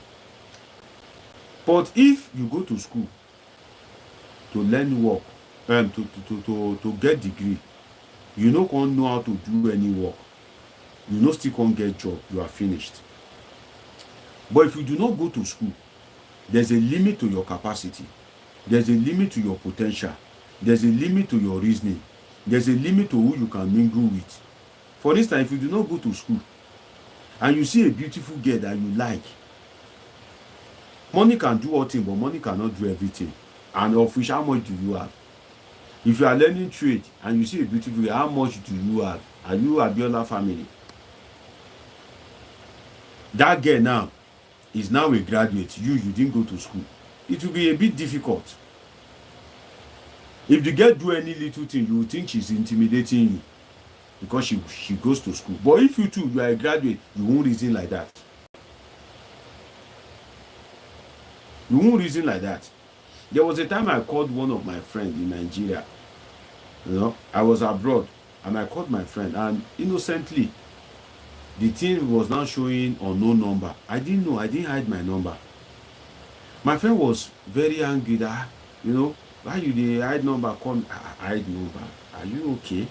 It just occurred to me that it's because this guy is in Nigeria. If this guy too is abroad, he won't reason like this. He won't even reason it that maybe I have any reason to hide number. Now I told him, I said, stop all this reasoning. It's because you are in Nigeria. If you are in another country like me, and I call you, even if it brings unknown number, you will never reason it that Deji wants to hide number from you. It's because you are in Nigeria. That's why you are reasoning that maybe he wants to hide number from me, whereas I didn't hide number. So if you marry, if you are an illiterate, if you go and marry someone that is educated, if that lady do something innocently, you think she's trying to intimidate you because you didn't go to school. And if you are now the African men with their mentality, that lady cannot maximize her potential. When I finished from OOU for my BSc, I went to see one of my friends, and we were at Ijebu market. The lady now said, you guys, bachelors, why are you the one coming to market? We said, that we just finished. We are waiting for our NYSC to mobilize and go and serve. He said, okay. She now said, He said, well, she said, instantly her face changed. She said, what she admires most, what she likes most, what she dreams of most is to be a lawyer. But that the husband that he married didn't go to school, and he has done everything within his capacity to make sure that that dream does not come true, because he is threatening that if she becomes a lawyer, it will be a problem. Now when he decided to open shop for her, she fought, but then there was nobody to help. People were saying, listen to your husband. It is it is what your husband wants that you must want. You know all this nonsense, African philosophy, all these Yoruba, archaic ideologies. That was how the guy suppressed her. But if you are educated, you now meet a lady that you like. For instance, now, me now, if I see any lady, if you like, let your suit be the cleanest, dress very corporate, wear heels, those high heel shoes, let your bata be doing coca. If I see you, if I like you, I'll confidently walk up to you. Hello, how are you? Because I know that I'm well qualified, I'm fitted. You want to tell me you are educated? I'm educated. You want to tell me you school abroad? I school abroad. You want to tell me you have masters? I have PhD. What else? Oh yeah, what else? Oh yeah, baby, follow me bumper to bumper. So education erases intimidation from you, and you won't feel harassed, you won't feel intimidated. But imagine that you didn't go to school at all. You now see a girl that just managed to MBSc, maybe she graduated with top class, but she's arrogant. And she say, okay, I graduated from Unilag. She won't mention her grade though. Which school do you go to? Please, if you are watching me for the first time or you are yet to subscribe, please subscribe to this channel. Okay, this is where we polythink. And the person said, I graduated from Unilag. How about you? Well, I didn't go to school. The lady will be forming. I mean, I can't date somebody, I can't marry somebody that doesn't go to school. You won't be able to help my child to do homework. If my child bring homework now, their daddy will not be able to speak good English. The girl that made top class will just walk away. But if I see you, no matter how beautiful, if I walk up to you and you say, I graduated from Unilag, I have BSc, I have master. If I open my mouth and tell you I have a PhD, that I studied my 3 degrees from 3 continents, you go crazy. Instantly, that your ego go melt instantly. You go dey humble. Say, that's nice. You go calm. Because you see, say, now your oga be this. You understand? I've seen that before, that I would just do like an illiterate. If I meet a lady, I'll tell you, my early life, I was just enjoying, I was just flexing, but now I want to be serious with life. So I'm thinking of admission. I even wrote GC, but GC has been kind of difficult. But now you are opportune to go to school, maybe you can put me through. You understand? Which course is a bit soft. I'll do as if I didn't even have BSc. Some will be fair enough to say, hey, but you see it in their face that they are not ready to roll with you, but they just want to be nice. Those arrogant ones, they now come and say, no, in fact, with utmost humility, I have all the degrees. Which one do you want? You want me to borrow you? Or you take this PhD, go and use it 2 weeks. If they used to borrow people, or you go and use it 2 weeks and return it back to me. So you have to be all round. That's what I can advise. Jude says, sir, what you just said happened to my friend. He has been dating this lady, I think you mean to say, for the past 8 years, but all of a sudden, this enter higher institution. My friend has sisters that a lot, but as time goes on, she started seeing my friend as a low level. They play. Women are wired to go for the best. Let's not deceive ourselves. That's how women are wired. A lady that has gone to school, that has sit down to collect lecture, to receive lecture, that is talking about GP, that has gone to department night, faculty night. She has started making friends from different departments, different faculty. She now lives in hostels whereby they are wearing bomb shorts. See, when I gained admission into university in Nigeria for my BSc, I went to school to spend like just 1 month. By the time I come back, my orientation have changed. There are some people that I naturally roll with. It is not arrogance. No, let's be safe with ourselves. It is not arrogance. There's a level you move to in life. It is normal. There are some people that, the way they'll just be doing, it will just now be like, it will just be strange to you. You just look at. So it is normal. The girl has been started seeing people. See, the guy is an illiterate. The person toasting her in school, maybe is a medicine student. And maybe this guy is now lucky. He happens to come from an average home whereby in papa get house, they no rent house. In papa get car. Car is not a problem. In papa get car. You understand? It now comes from such a house. You now expect that girl to start rolling with a final year student of engineering from a good home is toasting her. Sorry, I'm trying to check something on my system,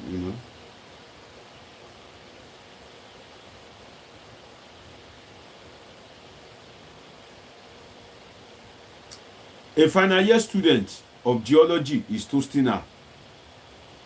That student, they promised him, his brother in share have promised him job after he graduates.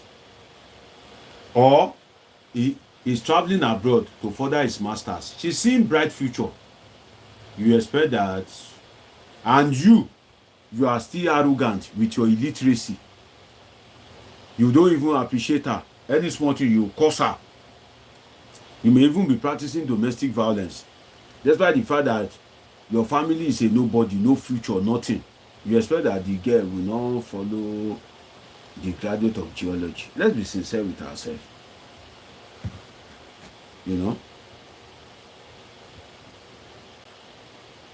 Let's be sincere with ourselves.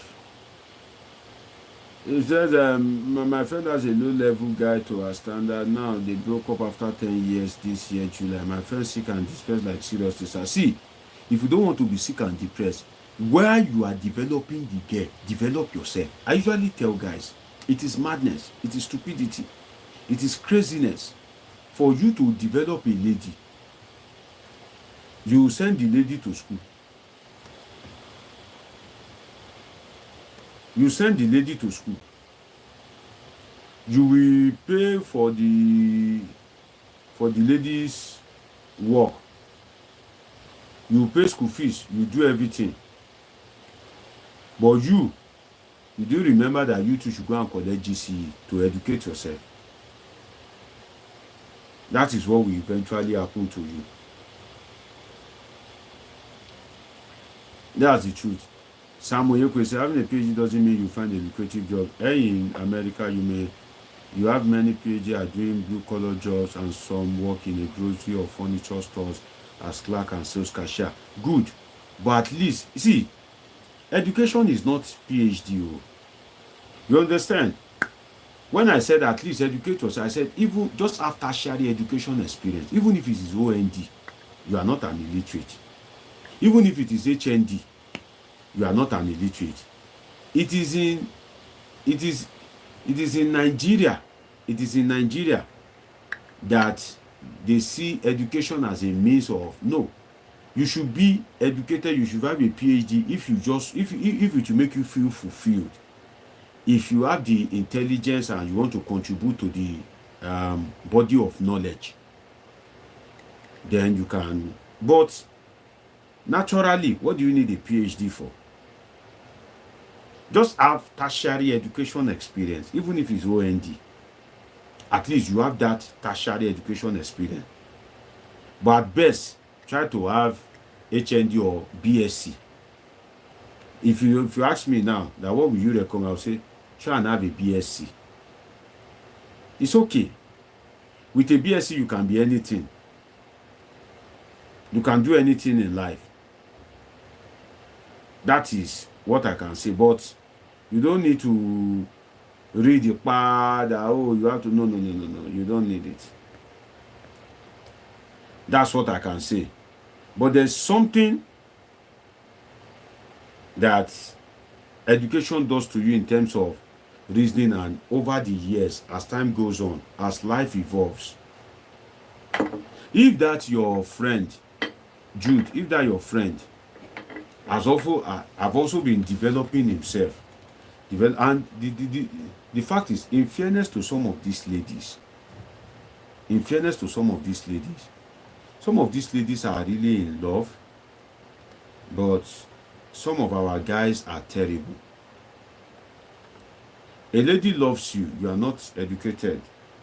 The lady is still trying to manage you. You'll be abusing the lady. You'll be insulting the lady. You are not even caring.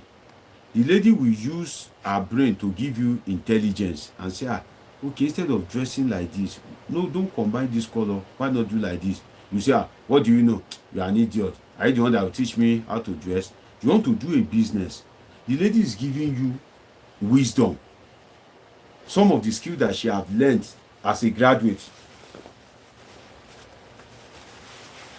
You will condemn her. You are an illiterate. Because you have been dating the lady for years, the lady is still following you. You will leave that lady and go and be fornicating with an illiterate like you. You will leave the lady and go and be fornicating with an illiterate like you. And this girl is a graduate. You expect that the girl will not leave you. Let's be sincere with ourselves. You wake up, you go to your bricklaying or your shop or something, or your spare part shop. The lady wakes up. She's putting on her suit, talking with professionals as a banker. Let's be sincere with ourselves. You know? Samuel Yekwe says, I have a manager with high school diploma supervising a few employees with master's. Of course, it can happen if you are privileged. But I hope you are not using this to compensate yourself for illiteracy. Sam, that's what I can say. I hope you are not using all these lyrics to compensate for illiteracy. That would be a disaster. Because education is really nothing but the skill that you get from it. For instance, if you have a certificate, how many people have seen your certificate? But the skill that you have acquired through that certificate, everybody sees it in you every day, everywhere you go. Have you seen my certificate? Have you seen any of my certificates? But at least the skill, the knowledge, maybe you would have seen it in me. If I'm talking, if you're my regular viewer, you see that this guy, no. Now true, he did different from bricklayer. No. He dey speak something wey make sense. But you have not seen my certificate. So it's not about certificate. Certificate is just an evidence that you are educated. You understand? So, and there's something education does to you in terms of, which I've told you. I've used the days of our forefathers and now, technology, innovation, I've used it as an example. Those are some of the things that you would know. But if you are using all these things to compensate for illiteracy, the day you will need that education, you will now be kind of like be blaming yourself that, oh, why didn't I get educated? You understand? You said, guy, I got my 2 master's degree before you entered elementary school. Well, good luck to you. I'm happy for you. Although that is a proud statement, but at least I'm happy for you. Congratulations on your 2 master's degree. You understand? So if you have 2 master's degree, don't give lyrics that will make people that don't have feel as if education is not important.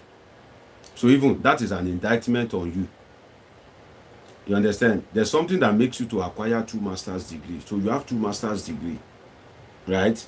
And if you listen to me, I've told you the essence of education, the essence of learning a trade, how learning a trade and education goes together, the Nigerian factor and everything. So if you now come up with an anti-education lyrics and you have 2 master's degree, then that's an indictment on you, because you have 2 master's degree. So why are you saying something that will encourage people not to have their own degrees? You understand? So that is just it. That's just how I see it. You understand? So for me, and you said I probably came to America before you were born. That's African mentality, my brother. That's African mentality. Africans are very proud people. While I was at the University of Nottingham, I've told some of you guys before, my professor got his PhD in 1978. They call him Trevor. It is only me that call him Prof. Because I'll be like, African. No, this person is like my grandfather's old mate. Oh. But you see people that are maybe they say, Trevor. Hi, Trevor. Some of them even draw his white hair. All his hair white. He's late now. God rest his soul. And he relates with everybody fine. In that America that you are, a small boy will call you Sam. But when you get to your village, you want everybody to call you Chief. That's African mentality. Africans are naturally proud people. And that's why that when they don't have degree, they go and buy PhD from one fake university in Benin Republic. That's African mentality. That's naturally African. You understand? So if you have 2 master's degrees, congratulations to you. But don't say things that will encourage other people not to want to go to school. So that is it. That's what I can say. And if you've come to America, probably before I was born, congratulations. God bless you. But that's a normal African pride statement. It's normal for Africans, So it's okay. Michael Fidelli says, Sam, you are too proud of yourself. You don't even have ND. Talk less of man. No, he may have masters. It doesn't matter. But when you are relating with your fellow Africans, you will understand some things that, oh, this is an African. So, me, I understand. I don't see it as anything. It's understandable. If you are relating with Africans, there are some things that Oyinbo man doesn't count. For instance, the professor that supervised my PhD, Professor Nora Fida, they call her Fida. Nora Fida, the short form is Fida. If you see Fida, if you like, call her Fida. Some of you here, you call me Deji. You call me Deji. Have I ever say, oh, this? No. I was born as Deji. When they christen me, they say, when you name this child, Omochola Deji, this name, that name. So if I train under somebody that is a professor and they call her Fida, somebody that is a professor and they call him Trevor, if you call me Deji, what will I cannot see it as anything, because why? Where I am trained, professors, they call them by their name. But if you try that with somebody that spent 15 years to get PhD in maybe Ife or Benue State University, and you didn't have doctor, some of you that have attended Nigerian University will know what I'm saying.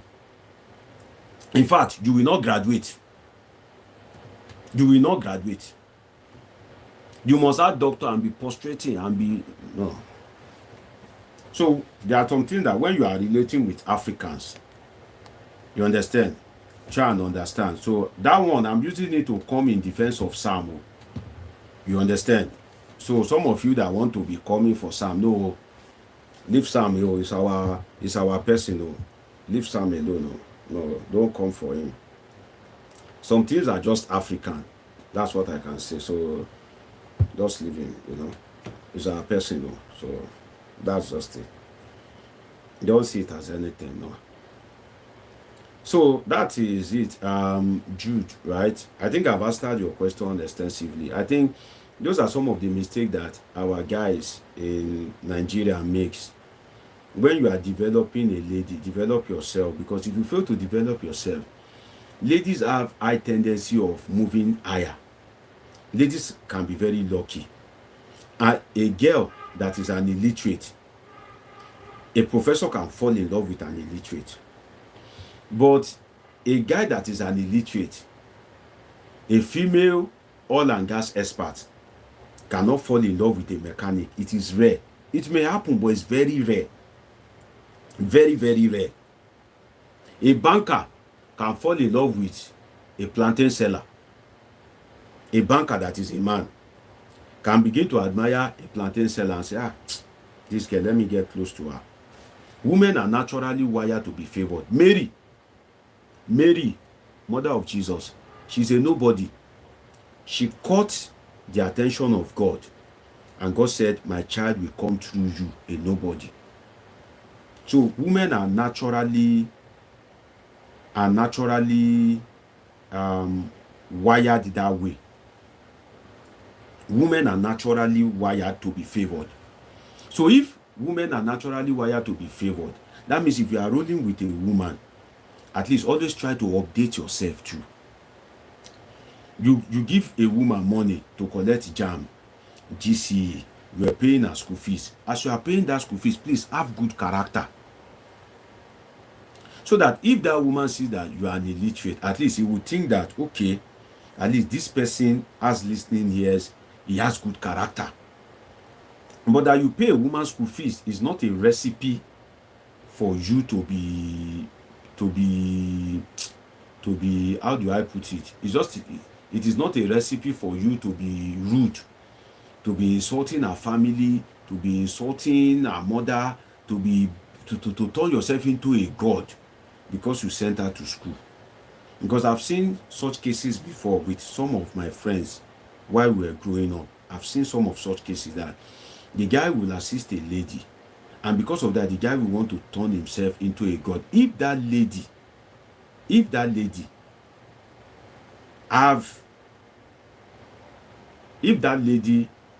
should I say, if that lady meets somebody that is now educated and that is now caring, that is loving, that doesn't cause, that have listening ears, forget.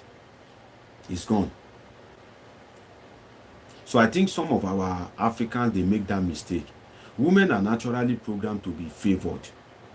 Men are not natural. So if you develop a lady, when that lady leaves you, she will date somebody higher than you. Somebody that you may not even be able to move close to. Somebody that you may not even be able to roll with. But if that lady leaves you, you will eventually go and date somebody that is beneath the standard of that lady. Because why? You have not developed yourself.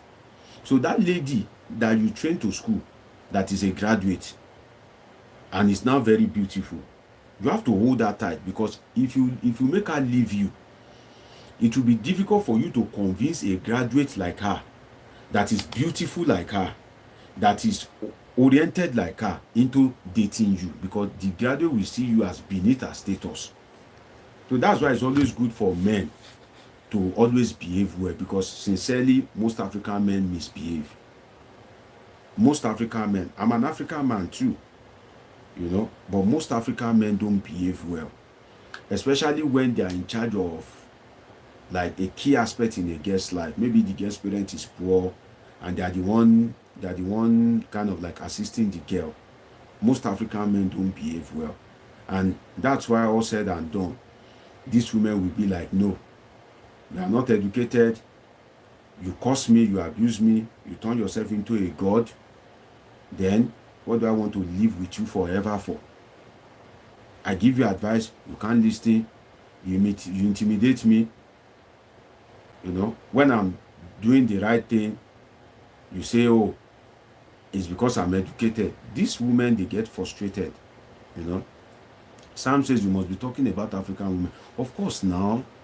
Sam, will I be talking about Jamaican women? I'm a Nigerian now, I'm an African. All of us watching me, you guys are Africans, most likely from Nigerian origin. So definitely anything I'm saying will be about African women. So when you say you must be talking about African, of course, I won't be talking about British women. I'll be talking about, because why? British men don't have the character of some of the African men. Let's be sincere with ourselves. British men don't have the character of African men. I'll give you an example. I've stayed in a house outside Nigeria, and the landlady, the father of the girl, bought the house. The father was about to retire. When the father was about retiring, he handed over the house to his daughter, that the house should be paying the mortgage. The girl, very young girl, it is in Africa that we grow old before we achieve. In abroad, they achieve at very young age. The father now transferred it to his daughter. He said he know that he won't be able to pay the mortgage, but if his daughter want to collect that house, that kind of big house, they won't want to give it to her, that she's young and she's just a graduate. So he collected it. While he was about retiring, he now gave it to the daughter. The daughter is paying the mortgage. The husband, like the fiancé, if I can say, not husband, the fiancé is living in that same house with the daughter. Is living in that same house with the daughter, and they are living peacefully. So what is obtainable? People are not seeing the guy as a failure. People are not saying the guy as irresponsible. But if you do that in Nigeria, or maybe in some African country, they will see you as a failure. Useless man.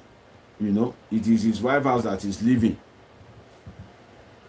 So African mentality, Nigerian men's mentality, Nigerians' men way of reasoning, behaving, is totally different from that of Western men. Let's be sincere with ourselves. It's totally different. It is a Nigerian man that we see, coming inside the home and frowning his face as a means of defense. It's common in Nigeria. Nobody has done anything wrong. The man will just be coming inside there and you just frown his face. You just be shouting on everybody. No. when a white man is coming home, most of them, they want to come inside the home loving, hello, how are you, they want to play with the kids. Maybe during dinner, they want to just be discussing with the wife and kids, or while watching a movie or something. But most African men sees being tough as being right. No. And the girls that God is creating nowadays, some of all these girls that during the days of our mothers, our grandmothers, they don't believe in double dating. So anything our fathers or grandfathers were doing is okay by them, right? Because they don't have opportunity to taste the emotions of another person, like move close to another person, see the character of another person. But these small girls of nowadays, it is a big problem, because as they are dating you, they are dating another person. They are dating another person, they are dating another person. So while you are forming tough, you don't know that the 3 other people you are in competition with, those ones are, maybe one of them is nice, one of them is loving. And at the end of the day, the girl will get confused because there's no perfect man. This one has money, but he nags. He has domestic violence. This one is educated, but he doesn't have much. This one, yeah. So at the end of the day, when they are looking for Mr. Right, they will get confused. Said, I know so many highly educated and professional women married to blue-collar workers. It is not common in the Nigerian something. Maybe in America that you are. You understand, Sam? In America that you are, it is common. But in Nigeria, hey, you don't know Nigerian mentality, sha. If a woman is in level 2, she's aiming for, if possible, a guy in level 10. Nigerian women believe that for them to be married, truly married, for the family to see them as married, the guy must be better than them, must be richer than them, must be qualified than them. If time is going, they can manage their level. Maybe they are in level 2, the guy is in level 3, they can manage it if time is going. But when they are, if they are in level, it is just sadly, it is who we are. And some of about the conversation with some female friends, that they will say it's a means of compensation, and they believe that it is a means of maturity. For instance, now, Sam can be like an old guy. There may be age on his side, maybe he's in his 50s or 60s or maybe 70s. Well, it depends.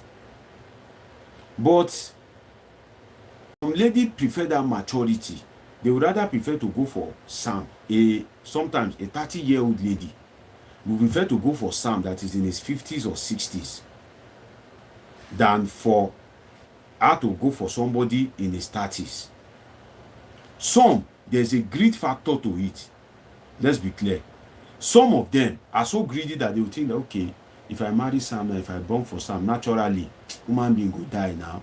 Okay, by the time, God spare your life. I'm not wishing you death, my dear brother, or should I say dear uncle. Understand? Then the lady will start thinking, oh, Sam has money and is way older, make her marry and make her go chop his money. You understand? At the end of the day, if anything happens, me and my children go inherit them. There's a greed aspect to it. But there's also an aspect that some lady prefers maturity, because that 30-year-old lady knows that if she marries a 30-year-old guy, he will just be giving her problem. But she will think that, okay, Sam in his 50s, in his 60s, Sam is more matured. Sam has seen life. Sam will have a better orientation. Sam will know how to handle things better than this 30-year-old boy that, for instance, if Sam sees money, he's thinking of how to build a house, how to develop but this 30-year-old guy is thinking of how to go and buy Louis Vuitton. And there are some young girls that they are young, but they have old woman brain. The future really matters to them a lot. So it is, it depends on how you see it. You get, but there is an aspect in Africa that African ladies, especially Nigerian, right? Which I am a Nigerian, so I can speak about Nigeria. Nigerian ladies are naturally wired to go for something bigger. You understand? Education is a plus and grooms you, of course. That's what I've been saying since. Education is a plus and it grooms you, then it makes you to be able to fit into different circumstances. I use the case of when B2 and when Vespa was raining. What you need as a mechanic is just to train. But now they are using diagnostic tool that they will attach the car to an iPad or a computer, and the computer will be doing the work, and it is the computer that will say, this is what you will do. So if you are not educated, your potential would have been limited because you can't use a diagnostic tool to be working on car. So you still be working on all these 1830 car, maybe downfall, all this downfall. That's what you'll be working on. If you're a taxi driver and you are not educated, you cannot use Bolt, you cannot use Uber. All these Baboni taxi that you have to wait for people to come to your taxi park, they are losing out now. Some of them are unable to feed their family. But it didn't mean they are educated. They would have been able to use Bolt, use Uber, use InDrive. That's where education helps. It's not like education is the super. No. Just be able to read and write and make sure that you have a knowledge that you can use to move along with life, because we are going into technological age and things are happening fast. In the last 20 years, 25 years, maybe nobody thought there will be cars that you need a computer to tell you what to do. In the last 30 years, nobody saw it. But people that have tried to at least develop themselves a little bit, just a little bit, you don't need to be a professor, have a PhD, no. Just little development, even if it's OND, but you can read and write. You are technologically inclined. For instance,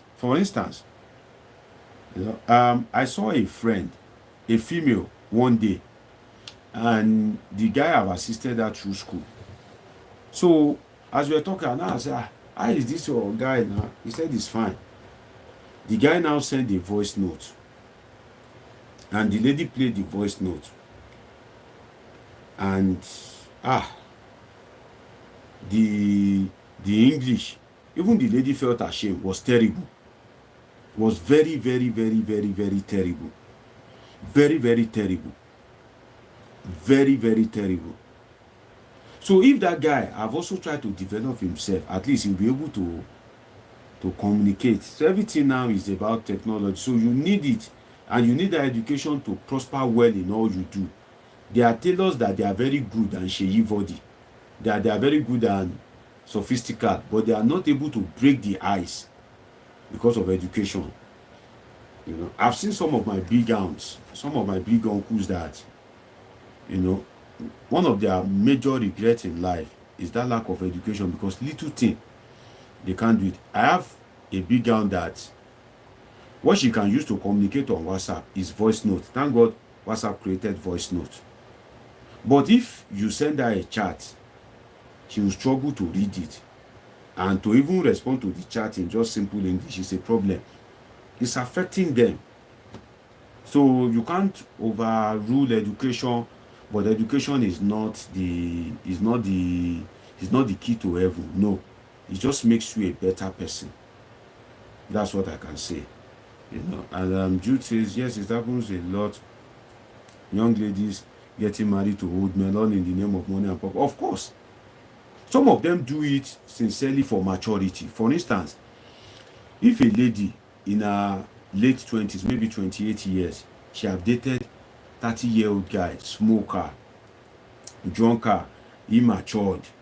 She has dated different 30-year-old guy, but whether by luck, opportunity, or chance, maybe she now meets a 47-year-old man and she is 28.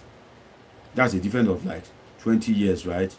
And this man just have exceptional maturity, just gives her peace of mind. When she's on phone, the man will just ask, okay, who is that? Or he won't even ask. Unlike those 30-year-old boy that will fight her from now till next week, that you're on your phone with boyfriend, you have started ovulating, whereas that may not even be the case. The lady will think that age is just a number, maturity counts, let me stick with this guy that is older than me. So some marry older men because of maturity. I can tell you that I have friends like that they marry older men because of peace of mind. You understand? Even, you want to hear the truth, some of these older men, they will say, oh,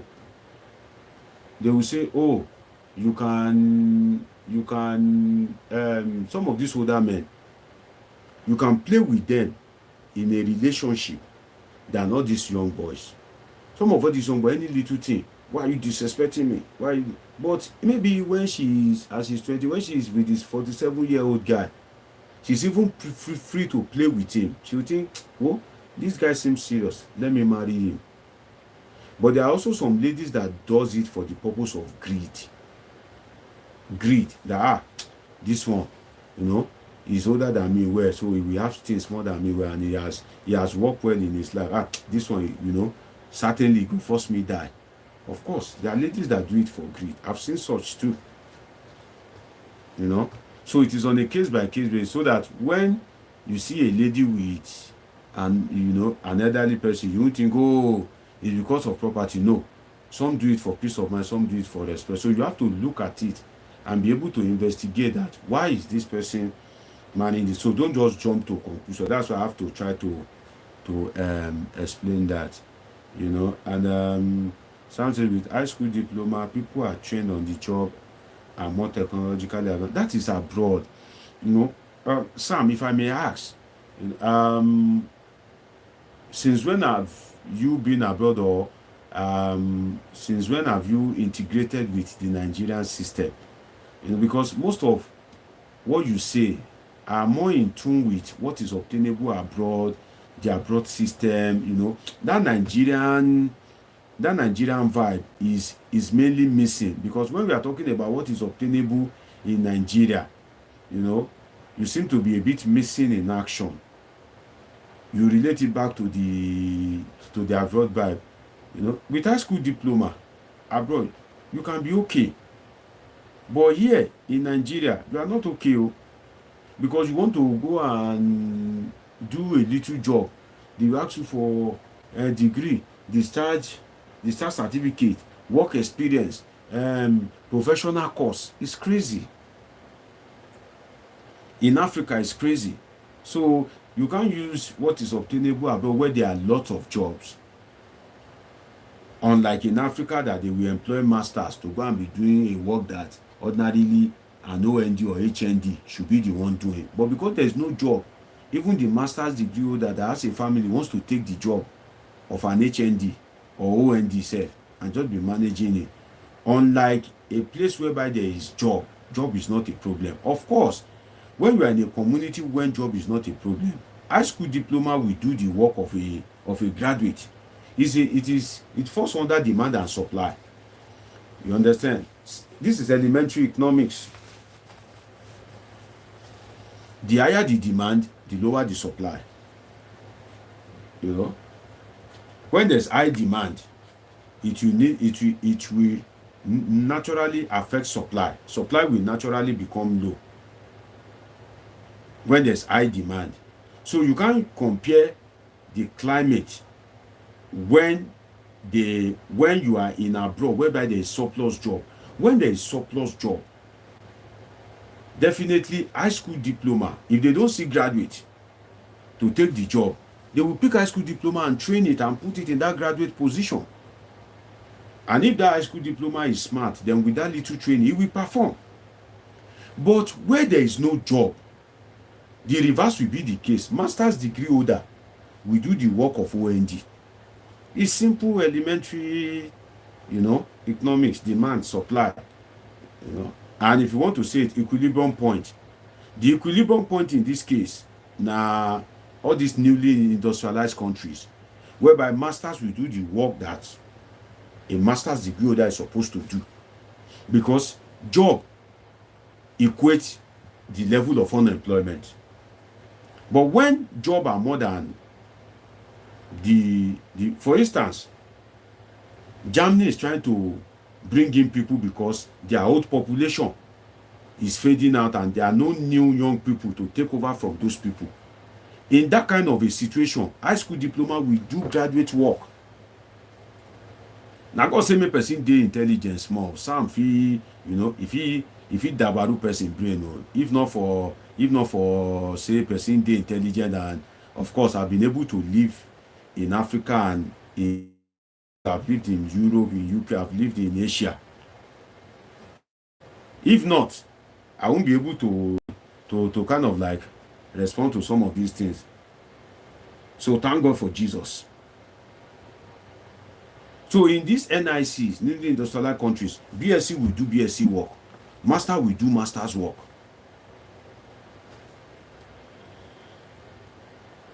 But where in Africa that there's no job, of course, masters will go and do OND work. But when there is surplus job and you did a BSc, you didn't see BSc, you will pick high school graduate, train him, put him there. That's it. So I think that answers it, Sam. He said, I've been living in America for the past 46 years and I visit Nigeria every 2 years. And I am in very touch with Nigerian culture. Actually, businesses in Nigeria and a lot of people employed. That's great. I attended government college, Umaya, in the early 70s. That's great. So even good, you said you have 3 businesses, right? Those 3 businesses, now, I want Sam to respond to this. Let's be sincere with ourselves. Let's be truthful with ourselves. Those your 3 businesses. Don't you have overqualified people doing jobs that they are more than qualified for? And are there not people that are qualified in that your job, but you are paying them less based on the normal African Nigerian mentality? That if it were to be in US, you cannot pay them like that. For instance, if you have an hotel, if you have an hotel in Nigeria, and maybe you have somebody that has BSc and is working in your hotel, some of those BSc, maybe you are paying them 70,000, 80,000. Is 70,000, 80,000 the appropriate salary for a BSc holder? So are you not underutilizing the person, or you are underpaying the person, or you are underemploying the person? So when there is, because why? Some of the people will take the job because if they don't take it, there's another person that is willing to take it. So there is no employment. If they don't take it, another man is willing to take it. So naturally, you will employ people and pay them below what they are supposed to earn. But when there is surplus job, you are looking for people to take the job you did not see. People will negotiate with you ruggedly and tell you, oh, this is the amount that I want. And you will be forced to go out of your way just so that you can have somebody to take that position. So it's just what I can call elementary economics. That's how I see it. You understand? That's how I see it. We are still saying the same truth. Education gives you the ability to comprehend and adapt to. Of course. Education is not that you are educated doesn't mean you'll be successful. Another thing we cannot rule out is the grace of God. That's one thing that we cannot rule out as well. The grace of God. The grace abounds. The grace of God abounds. Obasanjo didn't have a BSc before he became president, but he is the visitor to all federal universities in Nigeria. That means he's the employer of all the professors in Nigeria, in all federal universities, all the federal universities. And look at Tinubu now, with his questionable something. with his questionable certificate. Anybody working in Unilag, a federal university, Tinubu is their employer. If Tinubu want you sacked as a VC now, you know Nigeria now, instantly, even the Senate will sit, before they give all the Senate, $1,000, $5,000, they will sit down and vote and remove you. But Tinubu even have a questionable certificate. That's why I said the grace of God abounds. You understand? The grace of God, but it is not everything that God will do, and God is a busy man. So everybody have to try their best to be the best that they can be, and not just say, oh, God is there, he will help me. God is there, he will do it for me. God is there, he will deliver me. No. Everybody has to try their best, but the role of the grace of God cannot be underestimated. Wizkid, I don't know if he is educated, right? I don't know if he's educated. If Wizkid is standing here, if Dora, no, not Dora, this woman that has World Trade Organization, Okonjo Iweala has a PhD. She has occupied so many international seats. She is now the #1 trade master in the world. She is the head of the World Trade Organization, WTO. So if countries want to trade with each other, definitely they would, involve World Trade. Or if Nigeria want to trade with China, she can come in and see the deals, negotiations, and all that. But with her level of education, that God has helped her, that she is the head of WTO. If she announces that she wants to do something, she wants to give a lecture, a speech at O2 Arena in London, O2 Arena will not be filled to 20%. But Ashake, that doesn't know anything, that cannot even answer, that may not even be able to do summary and comprehension correctly, is selling out O2 Arena, 3 days consecutively. That is the grace of God. The grace of God abounds. But the grace of God doesn't mean that because as I can have the grace, you now believe that you too, you will have that grace. No. That's why you have to be at your best. You may be a better singer than Wizkid, but nobody may hear you. You may be a better singer than Wizkid. Nobody will hear you. But Wizkid, if you say, people will go crazy. Oh, Wizzy, Babala, That's the grace of God. So in anything, one still can't underestimate the grace of God. You understand? That is what I feel. You understand? But one should just try it. And the thing is, government is supposed to be a leveler. But in Africa, in Nigeria, government is the one that promotes inequality. Government is supposed to be a leveler, to bridge the gap between the rich and the poor. But in Nigeria, it is government that is widening the gap between the rich and the poor. Abroad, there is electricity for the poor, for the rich. The rich can feed. Majority of the poor can feed. But in Nigeria, it's not like that. Government is not a leveler. In fact, now government, they bring inequality past. God bless you for that question, Jude. I think I was about rounding up before, but that question you asked is a very intelligent one. And I don't know, maybe it's something that pertains to you personally. That's why I have to, and I believe help other people, and maybe other people that comes across this video will also be able to kind of like,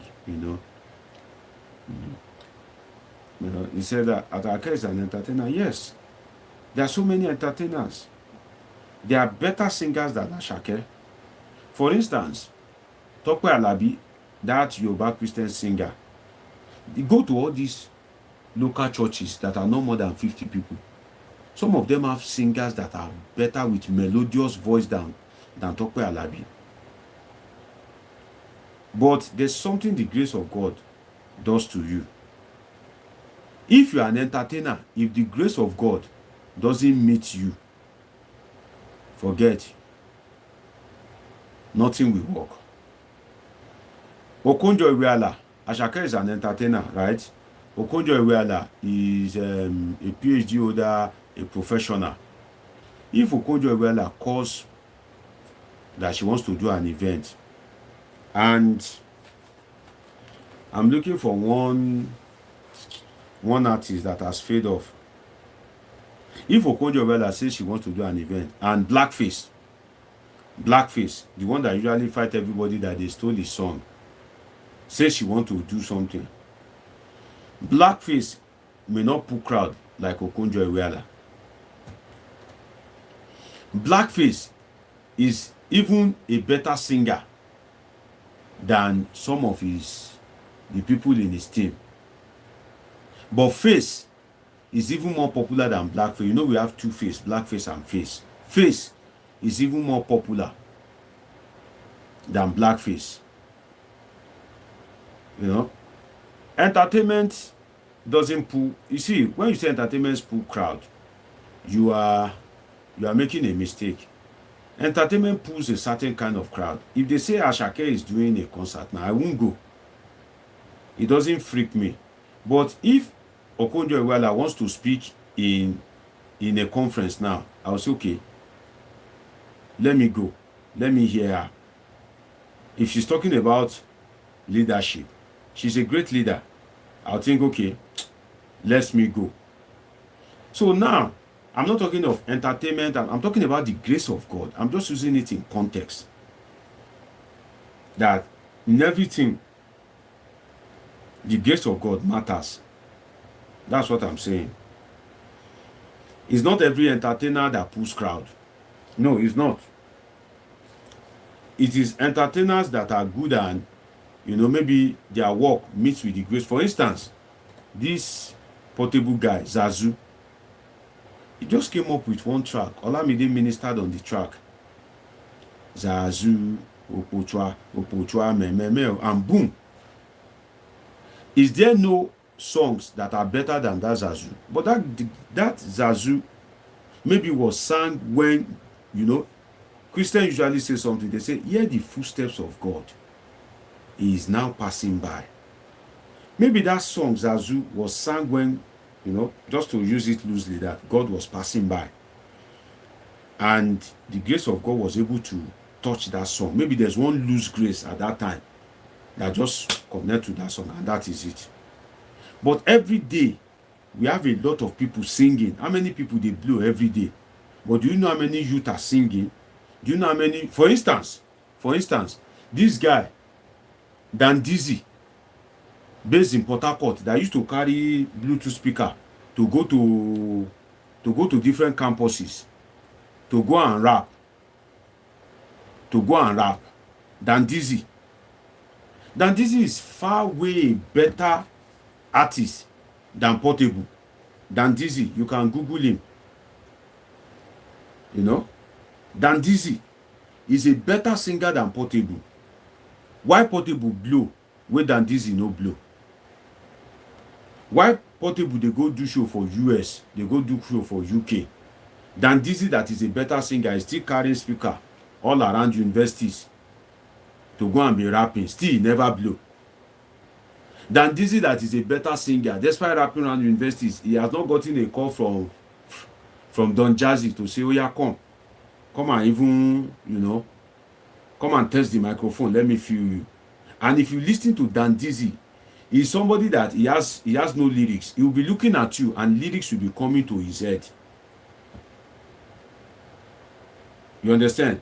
So if it is called talent, skills, and performance, is it that does Portable has more skill than Dizzy? Does he have more talent than Dizzy? Is he a better performance than Dizzy? No. But you can't rule out the grace of God. The grace of God. Whether you are a Christian, whether you are a Muslim, call it anything you like in your language, but you can never rule out the grace of God. Because there are people better than you. If you are, for instance, Sam said he has been in the US since maybe 40-something years. He has 3 businesses in Nigeria. Sam, are you the best Nigerian in US? Have you not seen people that are in US before you came and they don't have what you have? So it is called what? It is by your own doing. It is by your own doing. Okay, now you sabi, now you dey knowledgeable pass. Okay, you are more intelligent than them. That's why you have made it in US and you have 3 business in Nigeria, but they are still struggling in US. Maybe you already have paper. Some people that came before you, they are yet to have paper. They don't have anything in Nigeria. They cannot even call home. If they die, that is the end. Some are even lost abroad. But you that you come home every 2 years, you have 3 business in Nigeria. So it's by your own doing. It is, you are the best. Now you wise pass. No, you are not wiser than them. You are not better than them. You are not more intelligent than them. It is just that, you enjoy grace than them. You are not more educated than them. You are not more qualified than them. I think that is another good example that I can use. Because at least I can speak about that brother. There are some people that you will meet there. When you get there, the way things will move for you. People that you even met there, some of them will remind that, how this guy take do, how things they move for this guy. We will say we don't day here, we don't turn oracle for here. Things don't move like this. Does it mean that those people, they are not as intelligent? Some of them are more intelligent than you.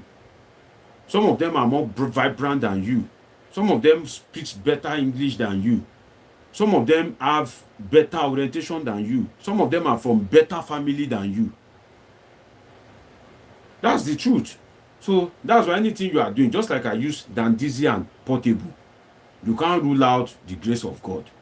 Because Dizzy should be the one going to America, Canada for shows. While Portable should be the one carrying speaker to different campuses and be singing, because he doesn't have better singing skills than Dizzy. So is it that Dizzy, like, no. The grace that Portable carries, Dizzy may lack it. And it may also be time. It may be Portable's time. God may be keeping Dizzy so that he doesn't die young. For instance, this guy that sang Ungo. Look at it. Ungo, that when he sang it, he no blow reach as he blow now. He has even forgotten that he sang it. But then, when the grace of God hits, Brain Jotter could have selected any other song. He could have used Sonny Ade's song. He could have used Oliver the Cook song. That man, why is it that it was that song that he went to use? And that man now, when he sang that song, when he dey young, he no blow. Now when we say he don't hold, he's close to his grave, now he can't blow. Is it that the man used soap to bath, or the man? No, it's just grace.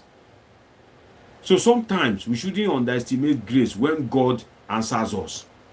We shouldn't think we are the best, or it is based on our talent when God answers us. If you listen to me at the early period of this broadcast, I said something. I said, glory be to God. And if you are watching me, I appreciate your time, because you can be using your time to watch movie. You can be using your time to do any other thing. That you came to say, oh, let me listen to DG. It's not that I'm the most intelligent. No. It's not that I'm the most vibrant. No. There are some people that are intelligent than me, but maybe they don't have opportunity to go to school. That if they have gone to school, they would have displayed more intelligence, more intellectual sophistry than me. You know, I think it's best for me to see life that way than to think, oh, of course I go to school, why should I not be able to speak intelligently? No. That's the way me, personally, I see life, personally as a person. That's my perspective to life. That there's a role of hard work. There's a role of grace. When hard work, when you work hard and grace meets that your hard work, forget. And sometimes you may be lucky, you may not even work hard and you go blow. God will just blow you. But then, if person no work hard, if you blow, if you copy that person, you will fail. Because the grace that person carries is different from yours. The grace that person carries is totally different from you. So if somebody is working, if somebody does not work hard and the person blow, and you want to go and copy that person, for instance, Portable features Olamide, he blow. You too, you now say, oh, I must feature Olamide so that I go blow. Forget. You feel put Olamide on your track, may you no blow, may they no hear you pass your street. For instance, you know, in Lagos, all I was a bit, there's somebody called DJ Ziz. DJ Ziz, you know. We grew up together, and then some of you will remember this song, Oriye o Fokasibe. Oriye o Fokasibe, Fokasibe, tó bá dé Yankee, wọ́n gbọ́ wa ńbẹ̀, bó dé Jay-Z lẹ́nu níbẹ̀. Some of you will remember that song. DJ Ziz, they sing. Where is he today? I remember another act then, you know. Destiny, God bless you, Jew. He said T-Blaze featured Olamide in no blow. So he said T-Blaze fit be better singer pass Portable. T-Blaze fit go school pass Portable. Why he no blow? Why Portable blow? So we shouldn't, when God answers us, we shouldn't underestimate the role of grace. That is my personal perspective. You know, that's my personal perspective. So if you find yourself in, for instance, I have a friend that I've known during my bachelor degree days, that when her uncle went to the US, she Max Wilson TV says, Deji in Spain before. No, I've not been to Spain before. I've been to Paris, I've been to Netherlands, you know, and I have Schengen. I have Schengen, which I can renew, but I've not been to Spain before. But I've been to Paris and Netherlands. Then I think I had stopover at Swiss then, from Paris to Netherlands. You know, I think this Swiss airline or something. So there was a stopover at Switzerland. But I've not been to Spain before. No, I've not been to Spain before. So you see that grace, there's a role of grace in the life of a man. When Portable sang that song, there are better songs, but what? Which one click? Portable blow, T-Blaze no blow.